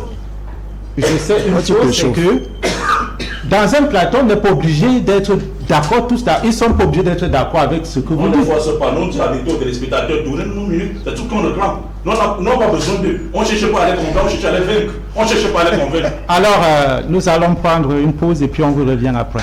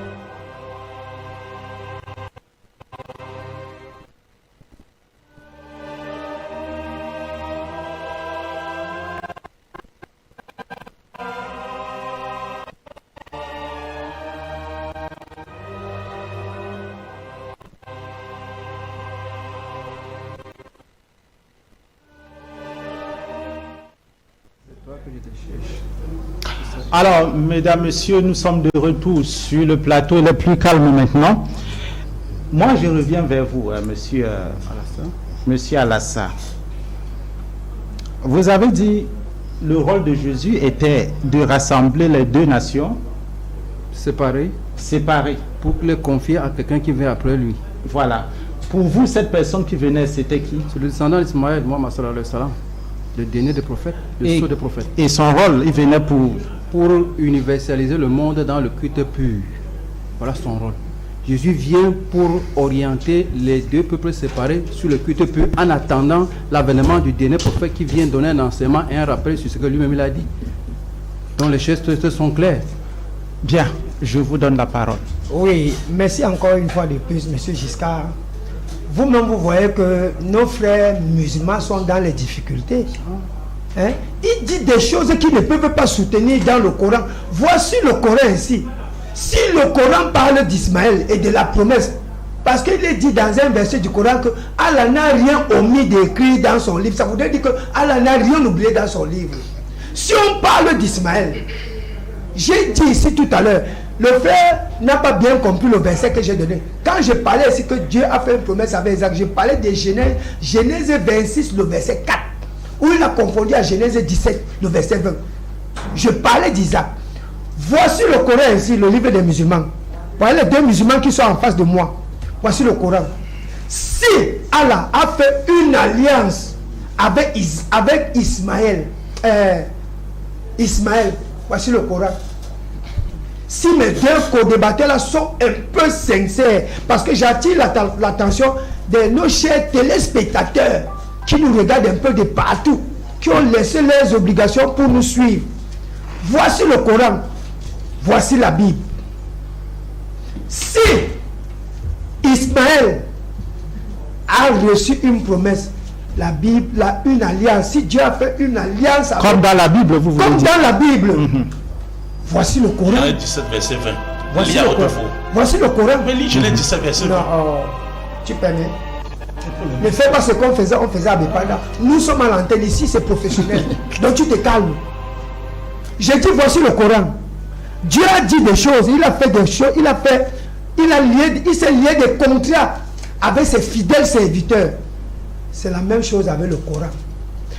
Il a dit dans Matthieu 23, dans Matthieu chapitre 21, verset 43, que la nation vous sera enlevée, sera donnée à une autre nation. J'ai dit que c'est, voilà des gros menteurs. C'est des bons menteurs comme ils sont là. Je vais lire un verset. Dieu a fait une alliance avec les ancêtres de Jésus. Voilà, Jésus vient aujourd'hui. Luc 22, verset 19. Écoutez ce qu'il a dit. Il prit aussi un pain, rendit grâce, le rompit et le leur donna en disant: ceci représente mon corps qui va être donné pour vous. Continuez à faire ceci en souvenir de moi. La coupe aussi, de la même manière, après qu'il eut pris le repas, il disait: cette coupe représente la nouvelle alliance grâce à mon sang qui va être répandu pour vous. Jésus représente, il dit que cette coupe représente la nouvelle alliance. Donc ça veut dire que quoi? Dieu a fait une alliance avec ses ancêtres. Aujourd'hui, il vient renouveler la nouvelle alliance. Ça voudrait dire que quoi? Les anciennes alliances sont devenues caduques. Puisque Jésus est venu accomplir toutes ces alliances. De par Isaac, de par Abraham. Jésus vient donc accomplir ces alliances et il installe la nouvelle alliance. Je voudrais que les frères fassent la même chose avec le Coran. Ils ont les hadiths qui nous montrent cela. Où Mohamed est cette personne de par Ismaël qui est descendant d'Ismaël vient accomplir cette alliance. Ça n'existe nulle part dans le Coran. Ça c'est un défi que je les mets. Ça n'existe nulle part. J'ai dit ici, j'ai donné la Sourate 62 ayat 2. Il a reconnu que les Arabes étaient des idolâtres. Et c'est la question que vous avez posée à Alassane. Comment est-ce que Dieu peut enlever le royaume à sa nation qui est devenue une nation idolâtre et aller encore remettre le royaume à ceux qui sont dans l'égarement total, y compris leurs prophètes? Je vais donner le verset. Ils vont lire le verset. Je vais donner le verset pour que les frères ne disent pas que j'ai tiré ça de ma propre tête. On dit que Mohamed était un égaré. C'est écrit où ça? Je vais donner le verset, frère. Permets que je cherche le verset. Permets que je cherche le verset. Parce que j'ai noté le verset là quelque part ici, dans ce que j'étais en train de... Bon, en attendant qu'il trouve le verset, je vais intervenir un peu. En attendant également que vous cherchiez, je vais lire ce message. D'accord. Oh là là. La sourate, voilà. La sourate 93, ayat 8. Vous me laissez. Monsieur le journaliste, tu es très injuste par rapport à Imam Mokhtar, et ce n'est pas seulement aujourd'hui, à chaque fois qu'il veut établir la vérité en Mondou Vision, tu ne lui donnes pas la chance d'aller au bout de ses idées. Ça, c'est injuste et irrespectueux. Signez vos messages. Si vous avez vu que c'est le cas, bon, je l'accepte. Bon. Voilà. Je disais tout à l'heure que je vais donner le verset qui prouve que Mohamed était un égaré. La sourate, lisons, s'ils peuvent lire, ou le frère, tu ouvres la sourate 93, ayat 8. S'ils peuvent ouvrir... Hein? La ayat 7, quand tu ne connais pas. Vous allez prendre la parole après ça. Allez-y. Je ne peux pas me tromper. Sourate 93, ayat 8. Oui. Ou ayat 7. Je vais lire.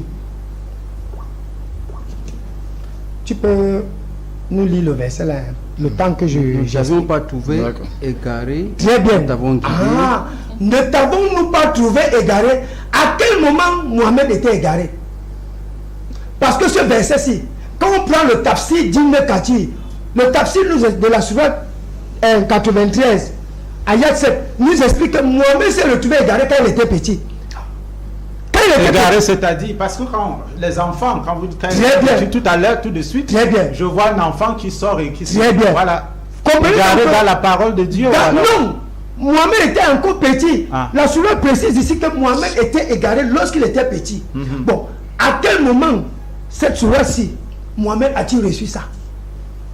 Puisque l'islam, Mohamed amène l'islam en 610 de notre ère. Et il était sans connaissance du livre ni de la foi. Sourate 42, ayat 52. Je viens de donner les prophéties qui s'accomplissent. Si Mohamed est le descendant de Kedar, il a donné une fausse généalogie. Parce que je suis sûr que dans les prochaines émissions, on va parler de la généalogie de Mohamed, de Kedar. J'ai dit ici que Kedar n'a pas eu de fils. Parce que la Bible ne parle pas des fils de Kedar. Parce que si la Bible parle des fils de Kedar, on le retrouvera dans la Bible. Et j'ai dit ici que Kedar, Ismaël a épousé une Égyptienne. Donc ça veut dire que Mohamed et la communauté, les Arabes d'Arabie Saoudite, ils sont déjà disqualifiés. Parce que les Arabes ne viennent pas seulement d'Ismaël. Moïse, Abraham a eu d'autres femmes, une autre femme après Sarah, Ketura, auquel ils ont eu, je crois, entre 5 ou 6 enfants. Et parmi les enfants de Ketura descendent les Arabes. Et quand on veut remonter la généalogie des Arabes, on va commencer par les fils de Noé. Japhet, Sem. On va remonter à partir de cela, les Arabes. Si mon frère est un peu sérieux, parce que nous voulons éclairer l'opinion publique, tous les téléspectateurs qui nous regardent ici. Voici le Coran, je répète encore, que Mokhtar et Alassane parlent d'Ismaël, comment Allah a conclu une alliance avec Ismaël. Vous avez levé le doigt, monsieur. Oui, Alassane. quand on trouve la sourate 14, verset 37, Abraham s'adressa à Dieu, j'ai mis une partie de ma postérité dans la vallée. Monsieur Timba, on a fait des recherches, on a tous étudié. On ne doit pas faire ce que tu demandes parce que les Écritures suivent la chronologie des tests. Parce que quand on dit que Dieu parla à Abraham, Abraham est celui dont Dieu a fait qu'il reconstruit la Kaaba, qui était la maison antique, avec son fils Ismaël. Ismaël qui est la descendante d'Abraham, qui a été installé dans la péninsule arabique, dans le désert de Paran. D'où maintenant, les enfants de Ketura, quand tu les cites, ils habitaient au nord de l'Arabie, les Madianites. qui ont eu pour prophète Chouaïb, non, Swali, qui était le prophète des Madianites. Et maintenant, il fallait qu'un prophète vienne pour toute l'humanité. Celui-là ne vient pas de la maison de Ketura. C'est bien comme tu as fait le rapprochement des Arabes. Parce que la péninsule arabique était habitée par les Arabes avant que les Arabes Ismaël viennent s'installer. Il a été arabisé et ses enfants après lui ont été arabisés. Comme les enfants de Ketura étaient arabisés maintenant, il fallait maintenant un prophète pour unir la péninsule arabique et l'humanité autour d'un même Dieu. C'est pourquoi maintenant, quand tu dis que Mohamed était parmi les pécheurs, Abraham sort d'un idolâtre qui était là. Dieu a choisi Abraham dans une maison d'idolâtrie pour le faire le porte-flambeau du monothéisme pur dans l'univers. Maintenant, Mohamed aussi à son tour, descendant d'Ismaël, que ses grands-pères sont pervertis par les idoles. Parce que quand on dit, c'est quelques siècles après Ismaël, dans les 1500, 2000 ans, après Ismaël, qui se sont pervertis avec les idoles. D'où maintenant, il fallait qu'un assembleur, parce que c'est la maison antique, la Kaaba, il fallait qu'on purifie que pour que vous et moi, nous adorons le véritable par cette direction, monsieur Timba. Réfléchissons quand on veut parler. On ne veut pas parler parce qu'il faut parler. Il faudrait au moins qu'on apporte la connaissance exacte aux hommes pour qu'ils puissent être guidés. Tu as dit qu'on te parle du Coran. Quand on va commencer à parler du Coran, tu vas rejeter ça demain. Il faut d'abord que moi, j'aime regarder mes débats en face de ceux qui n'ont pas la connaissance, que si je donne un test, il faut qu'ils contredisent ce test avec un autre test. Voilà comment je fonctionne. Tu me connais depuis 15 ans. Quand tu dis que non, Ismaël n'est pas celui par qui l'humanité doit être sauvée, c'est par Jésus, je dis non. Dieu dit, j'ai conclu mon alliance avec Isaac en perpétuité et sa postérité après lui. Quand on dit la postérité d'Isaac après lui, c'est Isaac et Ésaü et Jacob. Ça fait 2 fils dans la maison de ce monsieur. Ce monsieur maintenant, une partie de ses enfants ont eu des problèmes. Ésaü et Jacob ont eu des problèmes d'héritage. Maintenant, il fallait que Ésaü déménage pour aller à la péninsule arabique avec ses enfants. D'où maintenant ses enfants parlaient arabe et ils ont eu des prophètes. Comme certains disent que non, sauf les Israéliens ont des prophètes, non. Les enfants à la maison d'Ésaü a eu des prophètes dans la péninsule arabique. Et tout l'Arabie avec la prophétie et l'enseignement de Dieu par Ismaël. Après Ismaël, maintenant Dieu a commencé à donner les prophètes dans les différentes zones, au Yémen et consorts. Il faut qu'on puisse accorder à monsieur le journaliste. Allez-y, allez-y. Si nos tests aujourd'hui ne peuvent pas nous soutenir, lire et étudier, c'est 2 choses différentes, j'ai toujours dit ça. Et si vous voyez que je me retiens plus ici, parce que quand on va essayer de jouer à la va-vite, nous n'aurons pas édifié les gens qui nous voient à l'antenne. Il faudrait qu'on vérifie chaque test qu'on cite. Quand on dit une nation, pourquoi une nation? Quand on dit un peuple, pourquoi un peuple? Dieu dit, j'ai conclu mon alliance avec Abraham pour qu'il soit le père des multitudes. J'ai fait de toi la source de bénédiction pour l'univers. Ça, personne ne peut contredire. Maintenant, quand les gens ont essayé de torpiller les Écritures, ils viennent au milieu, ils essaient de serrer les choses. Mais Dieu merci, on peut vérifier, voir que Dieu ne se contredit pas. Mais les hommes peuvent se contredire dans leurs recherches et dans les tâtonnements.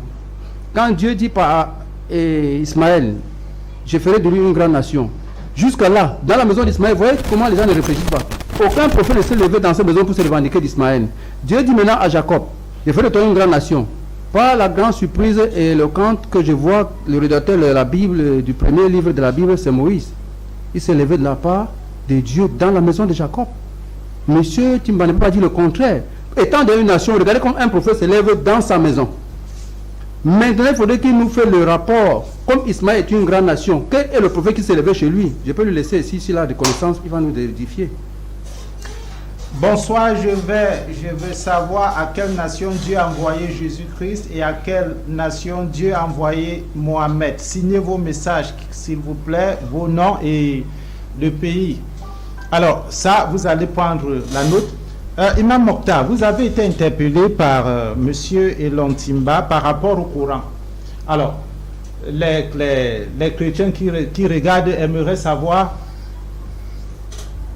des éclaircissements par rapport au Coran, tout ce que vous avez dit concernant Isaac et Ismaël. Oui, ok, merci. Mes chers frères, chers téléspectateurs, merci d'avoir également réagi et rebondi sur ce qui s'est passé sur le plateau.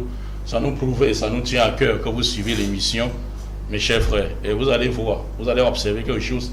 Quand ils parlent, c'est-à-dire les élucubrations, on est là, on les écoute pour mieux les répondre. Parce qu'il est mieux de frire le poisson par sa propre tête. Ça fait plus de 20 à 30 fois qu'on dit ici, on demande à monsieur le journaliste, ou bien je vais me transformer pour téléspectateur écrit. Quand est-ce que la promesse que Dieu a faite à Ismaël s'est accomplie? Quand? Genèse chapitre 17, verset 20. quand cette question ne viendra pas sur le plateau, parce qu'il y a une vérité qui cache. Ça c'est un. Et nous on répond toujours leurs questions aisément. Il a dit ceci, Dieu a fait la promesse. Où est-ce que Dieu a fait la promesse? Parce qu'on dit, quand est-ce que la promesse de Genèse 27 s'est accomplie? 17 plutôt verset 20. Il est allé à Genèse 26, où Dieu parlait d'Isaac à Abraham. Et il n'a même pas Genèse 26 en tête. Moi, je peux le réciter tout ça en tête. Il ne connaît pas ça. Il saute Genèse 17, où Dieu s'adresse à Abraham concernant ses enfants, pour aller parler quand Isaac est déjà devenu grand. Quand Isaac est encore petit, on fait les alliances, il a sauté ça. Il a fait sous d'oreille. Dieu maintenant, il dit ceci. Cette promesse-là, que tu récites dans la Bible, montre-moi dans le Coran. Chers téléspectateurs, comme nous sommes là pour vous, Coran chapitre, n'est-ce pas, 37, verset, n'est-ce pas, 99, jusqu'en bas. Allah dit ceci, mes chers frères. Je vais lire directement en français. Abraham dit ceci. Moi, je pars vers mon Seigneur et il me guidera. Seigneur, fais-moi donc d'une progéniture d'entre les vertus. Vous allez certainement reconnaître ça, chers téléspectateurs, dans Genèse 15, verset 3 à 4. Nous lui fîmes donc la bonne annonce d'un garçon longanime qui s'appelait Ismaël.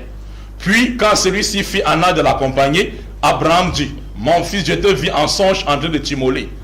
Vois donc ce que tu en penses. Et Ismaël dit à son père, mon cher père, fais ce qui t'est commandé, tu me trouveras si près à Dieu parmi le nombre des endurants.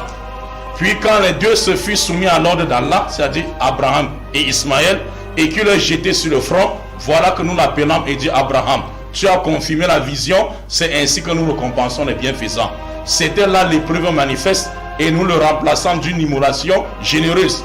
Et nous perpétuons son roman et sa postérité. Ce qu'on insiste ici sur le plateau. Nous avons perpétué la postérité d'Abraham. Isaac et Ismaël. On dit Isaac a cessé de fonctionner. Israël est effacé du cahier de la vie éternelle. Jésus dans Matthieu 21. Mes frères, c'est la 4e fois sur le plateau que je dis. Matthieu 21, 43. Le royaume des cieux vous sera enlevé. Si Israël a encore la nation de Dieu, Jésus a menti. Jésus a menti. Là, c'est une logique, il n'y a pas trois. Il dit Israël, le royaume de Dieu vous sera enlevé et donné à une autre nation. Quelle nation? Non seulement Genèse 17, verset 20. On ne sait pas quand est-ce que la promesse faite à Ismaël s'est accomplie. Quelle nation? Jésus dit que Dieu va prendre le royaume de Dieu chez Israël, le dépôt spirituel dont il était dépositeur et transmetteur pour donner à une autre nation. Quelle nation? Parce que j'ai dit ceci, je répète ce que j'avais dit à l'introduction. Si cette nation n'est pas Ismaël, ça veut dire que la race d'Abraham a disparu. Le Coran et la Bible seraient en train de mentir que je vais perpétuer ta postérité. Si la postérité d'Abraham a été perdue du côté d'Isaac par la violation des engagements et des ordonnances de l'Éternel, dit par le prophète Élie, Moïse, Jésus, et Jésus répète même que Dieu va prendre chez eux. Si ce n'est pas donné à Ismaël, sachant que ce n'est que les deux là à qui Dieu a fait, n'est-ce pas, des promesses et les alliances. Même Paul dit ces deux femmes représentent deux alliances. Il a dit ici que Dieu n'a pas fait alliance avec Ismaël. Même Paul dans le livre de Galates dit ces deux femmes représentent deux alliances. Oh, l'autre alliance a été coupée. Jésus dit que c'est coupé. Matthieu 21, 43. Mes chers frères, la parabole de vigneron homicide. Jésus dit qu'il y avait un homme qui séma les champs de vigne, donna au vigneron et partit en voyage. Au temps de récolte, il envoie les serviteurs, les vignerons s'étant saisis du premier, le lapidaient, le tuaient et chassaient le troisième. Dieu encore, le maître de la maison encore envoyé beaucoup de serviteurs, l'ont traité de la même manière. Il dit cette fois-ci je vais envoyer mon fils. Et quand celui-là viendra, ils ont du respect pour lui. Et Jésus, quand son fils est arrivé, ils sont saisis du fils, ils l'ont tué. Jésus dit, que fera le maître de la maison à ce vigneron? Les enfants, les apôtres ont dit, il fera périr misérablement ce misérable et donnera le champ de vigne à d'autres nations. Jésus dit, vous avez bien répondu, le royaume de cieux vous sera enlevé et donnera une autre nation qui en produira les fruits. N'avez-vous jamais entendu que la pierre, quand rejeté les bâtisseurs de la maison, est devenue la principale de l'angle? Le maître de la maison, mes chers frères, c'est Dieu. Le champ de vigne sur le monde. Les vignes, ou bien les vignerons sont les enfants d'Israël. Les vignes, c'est la loi que Dieu les avait donnée au travers de l'alliance, qui est le thème qui est là placé devant votre écran. Maintenant, les serviteurs envoyés, c'est-à-dire qui est le signe de l'alliance, c'était les messagers. Ils tuaient, j'ai donné ici même Élie, qui dit que l'alliance a été coupée parce qu'à cause de l'idolâtrie, et le maître est justifié des prophètes dans 1 Roi 19, verset 14. Maintenant, quand on donne les versets, il est en train d'être, n'est-ce pas, distrait. Lorsqu'on va encore développer, il reprend la parole, il dit encore, il va poser la même question. Mes chers frères, Donc, rendons l'émission, n'est-ce pas, spéciale. C'est ce que je demande toujours. Maintenant, le maître de la maison, c'est Dieu. Le champ de vie sur le monde. Les vignerons sont les enfants d'Israël. Et les serviteurs envoyés vers eux étaient les prophètes. Ils tuaient, lapidaient les autres. Il dit, cette fois-ci, je vais envoyer mon fils. Et le mot fils, mes chers frères chrétiens, le mot fils est venu dans la parole de vigneron parce que ça a commencé par il y avait un homme. Il n'y a qu'un homme pour avoir des fils. Vous allez voir, fils avait dit, non, c'est Jésus. Or, la parabole, c'est une manière de parler par image, sur les dictionnaires. Donc ici, lorsqu'ils ont vu Jésus, c'est-à-dire les enfants d'Israël, ils ont dit, tuez-le. C'était plutôt les conséquences pour eux. Au lieu que Jésus venait comme une occasion de chute pour eux, les faire revenir dans la loi de Moïse. Ils n'ont pas voulu, cherchant plutôt à tuer Jésus. Jésus, le royaume de cieux sera enlevé après cet acte. Et aujourd'hui, ils ont été rayés du cahier de la vie éternelle. Et Jésus précise, ça sera donné à une autre nation. Quelle nation? Il dit jusqu'à l'émission finie. On ne posera pas les bonnes questions sur le plateau. Quelle nation? Ethnos en grec, qui n'est pas ethné. Ethnos sur le singulier de ethnos sur le singulier de ethné en grec. Parce que le Nouveau Testament a été écrit en grec. Et ici maintenant, je finis ici la lecture et puis je donne la parole. Et ici, nous perpétuons son renom et dans sa postérité.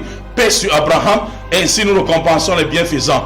Car il était des serviteurs croyants, nous lui avons fait la bonne annonce ensuite d'Isaac comme prophète après les gens vertueux.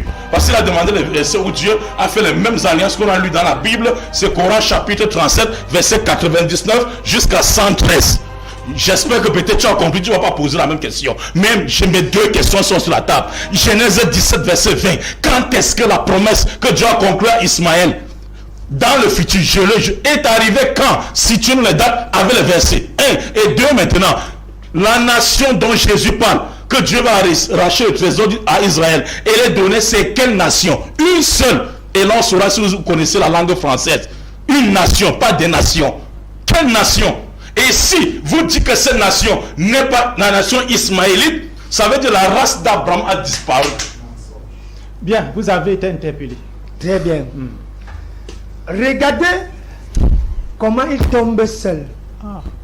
Nous sommes dans le thème, non? Oui. La sourate 37, ayat 99 jusqu'à 113. Il a lu tout à l'heure que c'est Abraham qui fait une demande à Dieu de lui donner une progéniture. Ça, c'est encore le mensonge du Coran. Calme-toi, mon frère, calme-toi. Tu as pris la parole ici, j'étais tranquille. Écoutez ce qu'il a dit. J'ai dit ici que le frère ne parle pas ce qui sort de sa tête. Voici le Coran. Frère, monsieur le journaliste, et tous les téléspectateurs qui nous regardent, l'impertinence de Sarah. Sarah était la femme d'Abraham. Elle était stérile. Durant toute sa jeunesse jusqu'à sa vieillesse, elle n'a pas enfanté d'enfant. Maintenant, voyant qu'elle n'a pas enfanté d'enfant, qu'est-ce qu'elle fait? Elle pousse son mari à avoir des relations avec Agar, sa servante. Je vais lire. Parce que le frère, si il ne comprend pas le contexte de ce verset coranique. Et on va arriver maintenant sur l'enfant de la promesse. Je vais lire. Genèse 16, verset 1 jusqu'à 5. Écoutez ce qu'il a dit. Je vais prendre le temps, vous allez m'excuser. Chers téléspectateurs, écoutez bien. Or, Sarah, la femme d'Abraham, ne lui avait pas donné d'enfant. Mais elle avait une servante égyptienne. Son nom était Agar. Sarah dit alors à Abraham, s'il te plaît donc, Jéhovah m'empêcher d'avoir des enfants. S'il te plaît, aie des rapports avec ma servante. Peut-être que par elle j'aurai des enfants. Et Abraham écouta la voix de Sarah. Alors Sarah, femme d'Abraham, prit Agar, sa servante égyptienne, au bout de 10 ans, car Abraham habitait dans le pays de Canaan. Et elle la donna pour femme à Abraham, son mari. Ainsi, il eut des rapports avec Agar et elle devint enceinte. Quand elle se vit enceinte, alors sa maîtresse devint une femme méprisée à ses yeux. Frère, alors Sarah dit à Abraham, que la violence qui m'est faite soit sur toi. C'est moi qui ai mis ma servante sur toi, sur ton sein. Elle s'est vue enceinte et je suis devenue une femme méprisée à ses yeux. Que Jéhovah juge entre moi et toi. Abraham dit à Sarah, écoute, tu peux disposer de ta servante, fais-lui ce qui est bon à tes yeux. Alors Sarah s'est mise à l'humilier, si bien qu'elle s'enfuit d'elle. Frère, quand je dis quelque chose, j'applique avec un verset. Le chapitre 37, verset 99. Est-ce que c'est la même chose ici? Lui, il est conscient. Tous les musulmans. Prenez Genèse chapitre 16, verset 1 jusqu'à 5. Vous allez voir que Genèse chapitre 16, verset 1 est en train de contredire le Coran chapitre 37, verset 99 à 100. Rappelez-nous ce que ce Coran a dit. Frère, s'il te plaît, lis-nous cela. Monsieur le journaliste, je peux le recadrer un peu. Je peux le recadrer un peu. Non, allez-y. Je dis ceci, frère. Dans le passage du Coran, il est dit que c'est Abraham qui demande à Dieu de lui donner un fils. Oui. Or, c'est le contraire de la Bible. Ici, c'est Sarah qui est la femme d'Abraham, qui est stérile, qui amène Agar sa servante. Donc, vous soulignez cette contradiction. C'est une contradiction. Maintenant, est-ce qu'il y a eu promesse entre Ismaël Et et Dieu. Dieu? Non. Il n'y a pas eu promesse. Genèse 17, verset 20. Mais, frère, Ouais. monsieur le journaliste, Dieu dit dans Genèse chapitre 17, le verset 20, il fait la promesse à Abraham, il dit que de toi sortira un fils, tu auras un fils, je conclurai une alliance avec toi. Dieu fait une alliance avec Abraham. Maintenant, dans Genèse 26, le verset 4, Dieu a pris la naissance d'Isaac. Isaac est déjà grand. Hein? Il est déjà grand. Dieu lui dit, comme tu as marché comme ton père, je te fais cette promesse. Tout le pays ici, parce que quand Mokhtar lit le verset, il ne comprend pas, hein? Il ne comprend pas le contexte. Dieu dit que tout le pays de Canaan là, je te donne ça comme pays. Mais mon alliance, je ferai une alliance avec toi, et par cette alliance, toutes les nations de la terre seront bénies. Maintenant, au lieu qu'on recherche par qui toutes les nations seront bénies, ils sont là, ils font l'embrouille dans le sac. Si Dieu a fait une alliance avec Ismaël, comme il a fait ici, dans la Bible, montrez-nous cela. Il prend la sourate 37, verset 99, qui n'a rien à voir avec ce que nous sommes en train de dire, qui est même contradictoire, parce que c'est Sarah qui amène Agar vers son mari. Puisque Dieu a déjà fait la promesse à son fidèle serviteur que je vais te donner un enfant. C'est pas Abraham ici. Est-ce que le verset dit que c'est Abraham qui a demandé? Monsieur Matip, vous avez voulu ajouter quelque chose? Oui, je voulais ajouter quelque chose à ce que mon frère Timba était en train de dire. Parce que c'est Jésus, effectivement, qui est venu, quand il parle de nation. Dieu, déjà, quand Dieu te voit, monsieur Isaac, Dieu voit en toi une nation. Donc, chacun de nous est une nation. Donc, quand il veut cadrer ça à une nation spéciale pour dire que c'est Ismaël, franchement, là, ça ne tient pas la route. Parce que lorsque Dieu parle à chacun de nous, Dieu voit à chaque homme. Dans le livre d'Ésaïe, déclare que le moindre deviendra une nation. Il ne va pas dire que c'est encore Ismaël qu'on était en train de parler là-bas. C'est chez Ismaël. Laisse-moi chuter. La Bible déclare dans le livre de Jean, le chapitre 3, le verset 16, que nous lisons tous. Car Dieu a tant aimé le monde, il a envoyé son fils Jésus. Et dans le chapitre 1 de Jean, la Bible déclare très bien, comme nous sommes en train de le développer, Jésus est venu chez les siens. Les siens ne l'ont pas reçu. Mais la Bible déclare que, mais à tous ceux qui l'ont reçu. Nous avons un téléspectateur. Oui, monsieur, présentez-vous.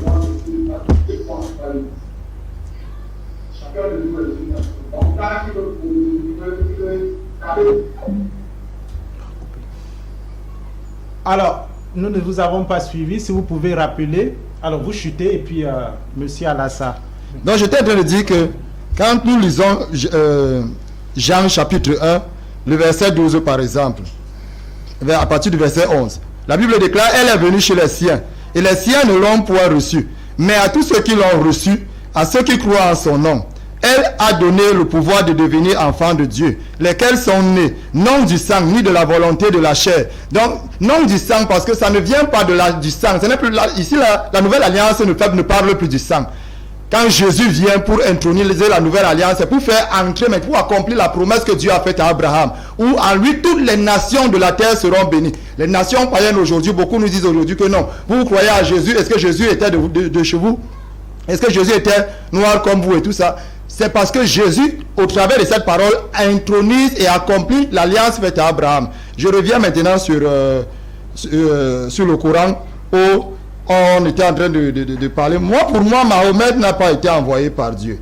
Pardon, il faut déjà m'excuser si ça va heurter quelqu'un. Je suis dans le livre, dans le Coran. S'il a été envoyé, c'est qu'il a été envoyé aux Arabes. Alors, le Coran, il dit quoi? Le Coran 14, le verset 4 dit: et nous n'avons envoyé de messagers qu'à la langue de son peuple, afin de les éclairer. Et c'est Dieu qui égare qui il veut, et c'est lui le Tout-Puissant.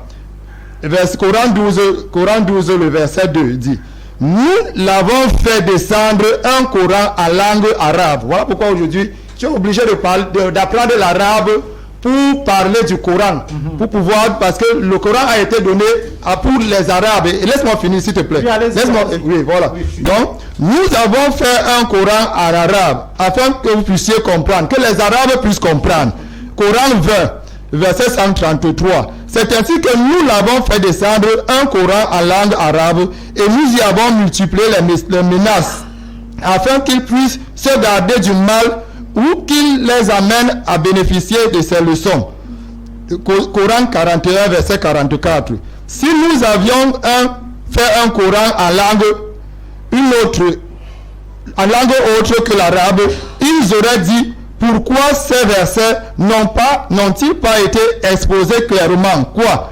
Un Coran non arabe, un messager arabe. Voilà pourquoi il fallait que Mohammed soit arabe, pour le peuple de l'Arabie. Donc tout ce qui aujourd'hui en Afrique et partout dans le monde veut s'approprier et dire que Mahomet est le prophète que Dieu a envoyé dans le monde. Mahomet lui-même dit, le Coran ici est en train de leur dire que il n'a pas été envoyé. Et il a été, écoute un peu le verset, Coran 42, le verset 7 dit ceci: et c'est ainsi que nous t'avons révélé un Coran arabe, afin que tu avertisses la mère des cités, la Mecque et ses alentours. La mère des cités, la Mecque et ses alentours.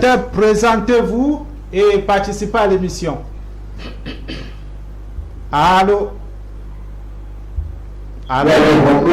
Oui, bonsoir. Vous appelez de quel pays? Présentez-vous.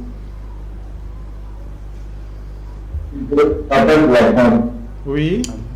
Participez à l'émission. Vous êtes monsieur? Bonjour, monsieur. Bonjour à vous. Bonjour également au pasteur. Merci, bonjour. J'espère que vous allez bien de l'autre côté de la France. Wa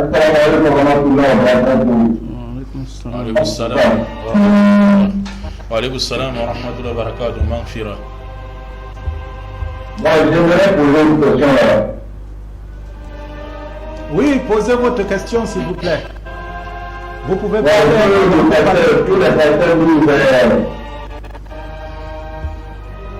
la Genèse 21, verset 1. Alors, vous prenez les notes, vous allez lire tout à l'heure.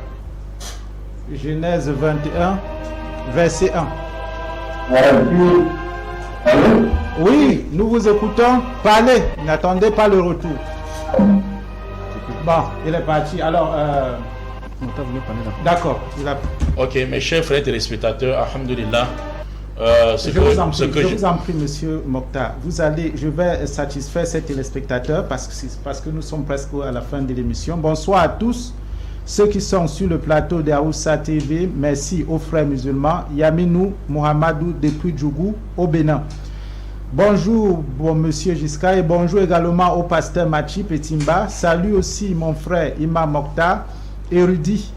J'aimerais poser une question au pasteur qui lise ceci, Genèse 21, verset 1. L'Éternel se souvient de ce qu'il avait dit à Sarah, et l'Éternel accomplit pour Sarah ce qu'il avait promis. Qu'est-ce que l'Éternel avait promis à Sarah? Ici, dans ce verset, moi c'est Aziz depuis Marseille. Merci Aziz depuis Marseille. Imam Mokhtar, vous pouvez continuer. Alhamdulillah, mes chers frères, donc ce que nous demandons, c'est les pasteurs qui nous suivent, n'est-ce pas, qui ont fait l'école de théologie. Nous les attendons sur le plateau parce que le plateau est très faible. Ces amis qui sont en face, ils n'ont pas le niveau de débat. Non seulement ils n'ont pas le niveau de débat, ils n'ont même pas le niveau de lire, même les Bibles qui sont devant eux, ni le Coran. L'autre dit en face, montrez-moi dans le Coran, montrez-moi dans le qu'on a lu. Il dit, le Coran est mensonge. Regardez les gens. Il voudrait qu'on montre dans le Coran. Lorsqu'on montre sur 37, 97 à 113, il dit c'est faux. C'est faux pourquoi? Il dit ceci, écoutez bien. Les arrêtements sont encore coupés et publiés. Il dit ceci. Regardez l'ignorance chronique de celui qu'on vous appelez Timba. Il dit ceci, hein, que dans le Coran, c'est Abraham qui demande l'enfant à Dieu. Alors que dans la Bible, c'est plutôt Sarah qui envoie sa servante à Abraham pour avoir d'enfants.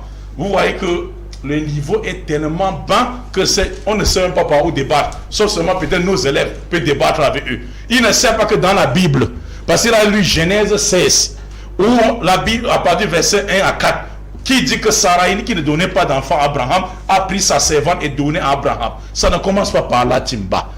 Timba, vous allez passer le sceptre de la région comparée. Vous n'avez pas encore le niveau. La première personne qui est confirmée dans le Coran, qui a demandé la postérité à Dieu, c'est Abraham. Genèse 15, verset 3 à 5. Abraham dit ceci, les pasteurs qui ont fait théologie m'écoutent. Abraham dit ceci, Dieu, je m'en vais et tu ne m'as pas donné de postérité, de descendance. Eliezer de Damas, qui était son premier disciple, sera mon héritier. Dieu dit Abraham, ce n'est pas Eliezer de Damas qui sera ton héritier, mais celui qui sortira de tes entrailles. La première personne qui a demandé l'enfant de la Bible, c'est pas Sarah qui a donné une. Comment une femme, logiquement mes chers frères, une femme qui aime son mari peut prendre une autre femme et donner à son mari comme ça. Que la jalousie des femmes est partie. Vous parlez, mais vous n'arrivez même plus à réfléchir. C'est Abraham qui violait un enfant et sa femme maintenant voulait accomplir ses désirs en prenant sa servante et lui donnant pour femme, pas pour bordel, pour femme. Vous comprenez un peu? Il recommence encore de s'agiter. Dans l'ignorance encore il s'agite. Donc maintenant il dit ceci que dans le Coran il dit, c'est les mentions du Coran. Et il dit, l'autre maintenant prend la parole, il dit, le Coran est descendu pour les Arabes. Pitié. Il ne sait même pas que dans Deutéronome chapitre 7, Dieu a des préférences et Dieu aime des choses et Dieu hait également les choses. Voilà pourquoi l'apôtre Paul dit dans Romains 9 verset 13, Dieu a aimé Israël et il a haï Esau. Dieu aime des choses, Dieu aime les choses et il déteste d'autres. Et quand Dieu a des préférences parmi les hommes, les préférences parmi les villes, les préférences parmi et les préférences dans la langue. La préférence dans la langue ici, c'est sur le plan spirituel. C'est-à-dire la langue que les gens vont s'associer pour l'adorer. Pas la langue qu'il impose aux gens de parler dans leur maison. Et Dieu avait commencé par l'hébreu. Oui, on a un téléspectateur. Bonsoir, monsieur. Présentez-vous. Est tellement bas. Je vous en prie. Oui, monsieur, présentez-vous et participez à l'émission. Vous êtes en antenne, hein? Oui, présentez-vous et participez à l'émission, je vous en prie. Salam alaikum. Wa alaikum salam wa rahmatullah, mon frère. Ouais, c'est le frère Idriss depuis Paris. Idriss. Oui, monsieur Idriss. Oui. Allez-y. Je suis en train de suivre l'émission. Du coup, je voulais poser aux questions au pasteur Mathis. Merci. Parce que je viens de prendre l'émission en cours là. Voilà, posez votre question. Je l'ai écouté en train de dire que le prophète Mohammed a été envoyé aux Arabes avec un Coran arabe.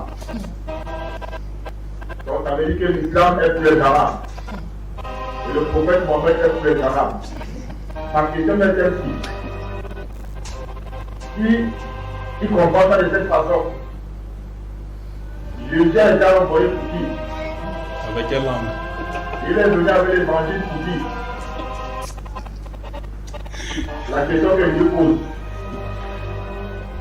Très bien. Merci beaucoup alors.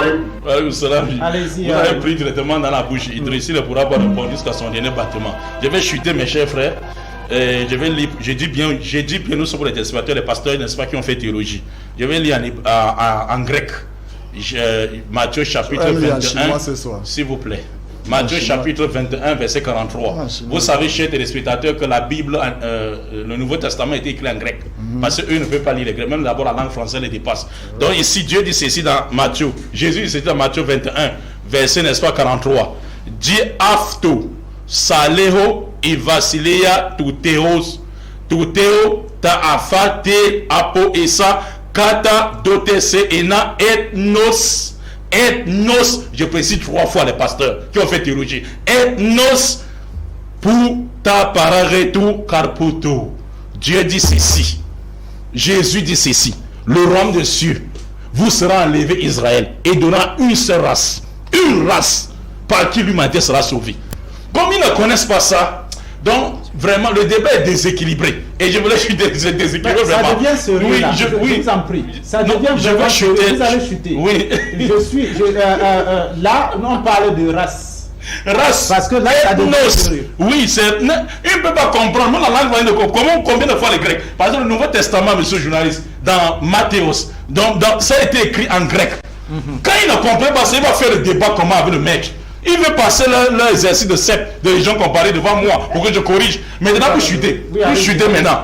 Les deux enfants, chers téléspectateurs, on va sortir par là. Ces deux enfants-là symbolisent. On a un téléspectateur en ligne. Monsieur, présentez-vous et puis participez à l'émission. Éloignez-vous de votre poste récepteur, s'il vous plaît.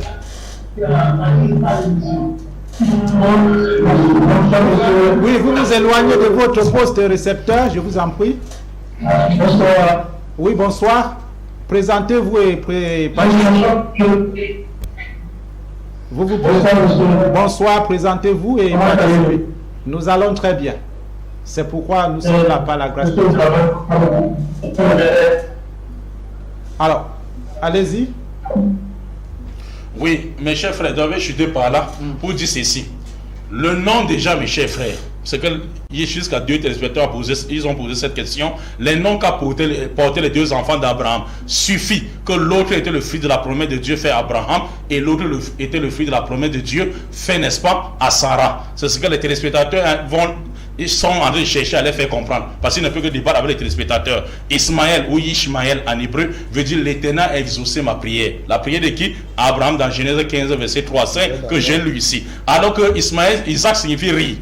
Riz, qui rit, c'est, n'est-ce pas? C'est Sarah. C'est pour ça que dans Genèse 21 verset 1, Dieu dit, Dieu a accompli pour toi. Se souvient de Sarah et accompli pour elle ce qu'il avait promis. Merci, Mme Mokhtar. Alors, vous allez nous permettre, parce qu'il y a les téléspectateurs qui ont posé des questions, je vous avais relevé en quelques secondes. Très bien. Oui. Le frère de la France, le téléspectateur de la France a donné Genèse 21, verset 1. Oui.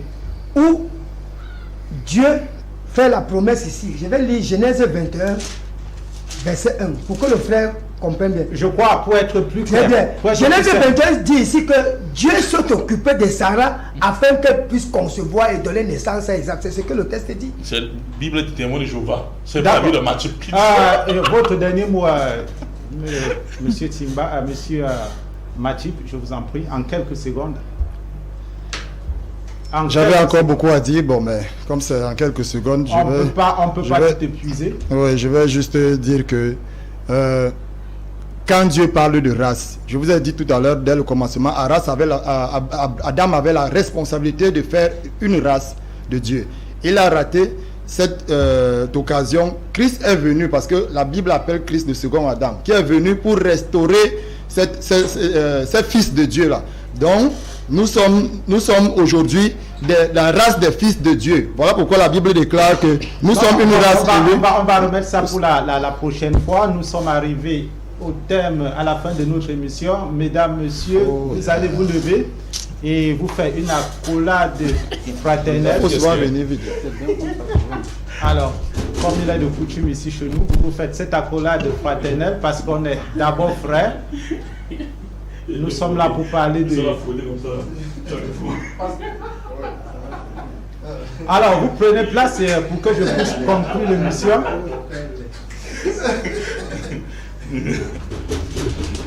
Mesdames, Messieurs, merci de nous avoir suivis. Je remercie également Monsieur Ousmane Ibrahim qui a tout fait pour que nous ayons cette émission comme vous êtes en train de le voir actuellement, sans oublier le producteur Héros qui fait tout ce qu'il peut également pour que nous soyons là. Prenez soin de vous et à samedi prochain.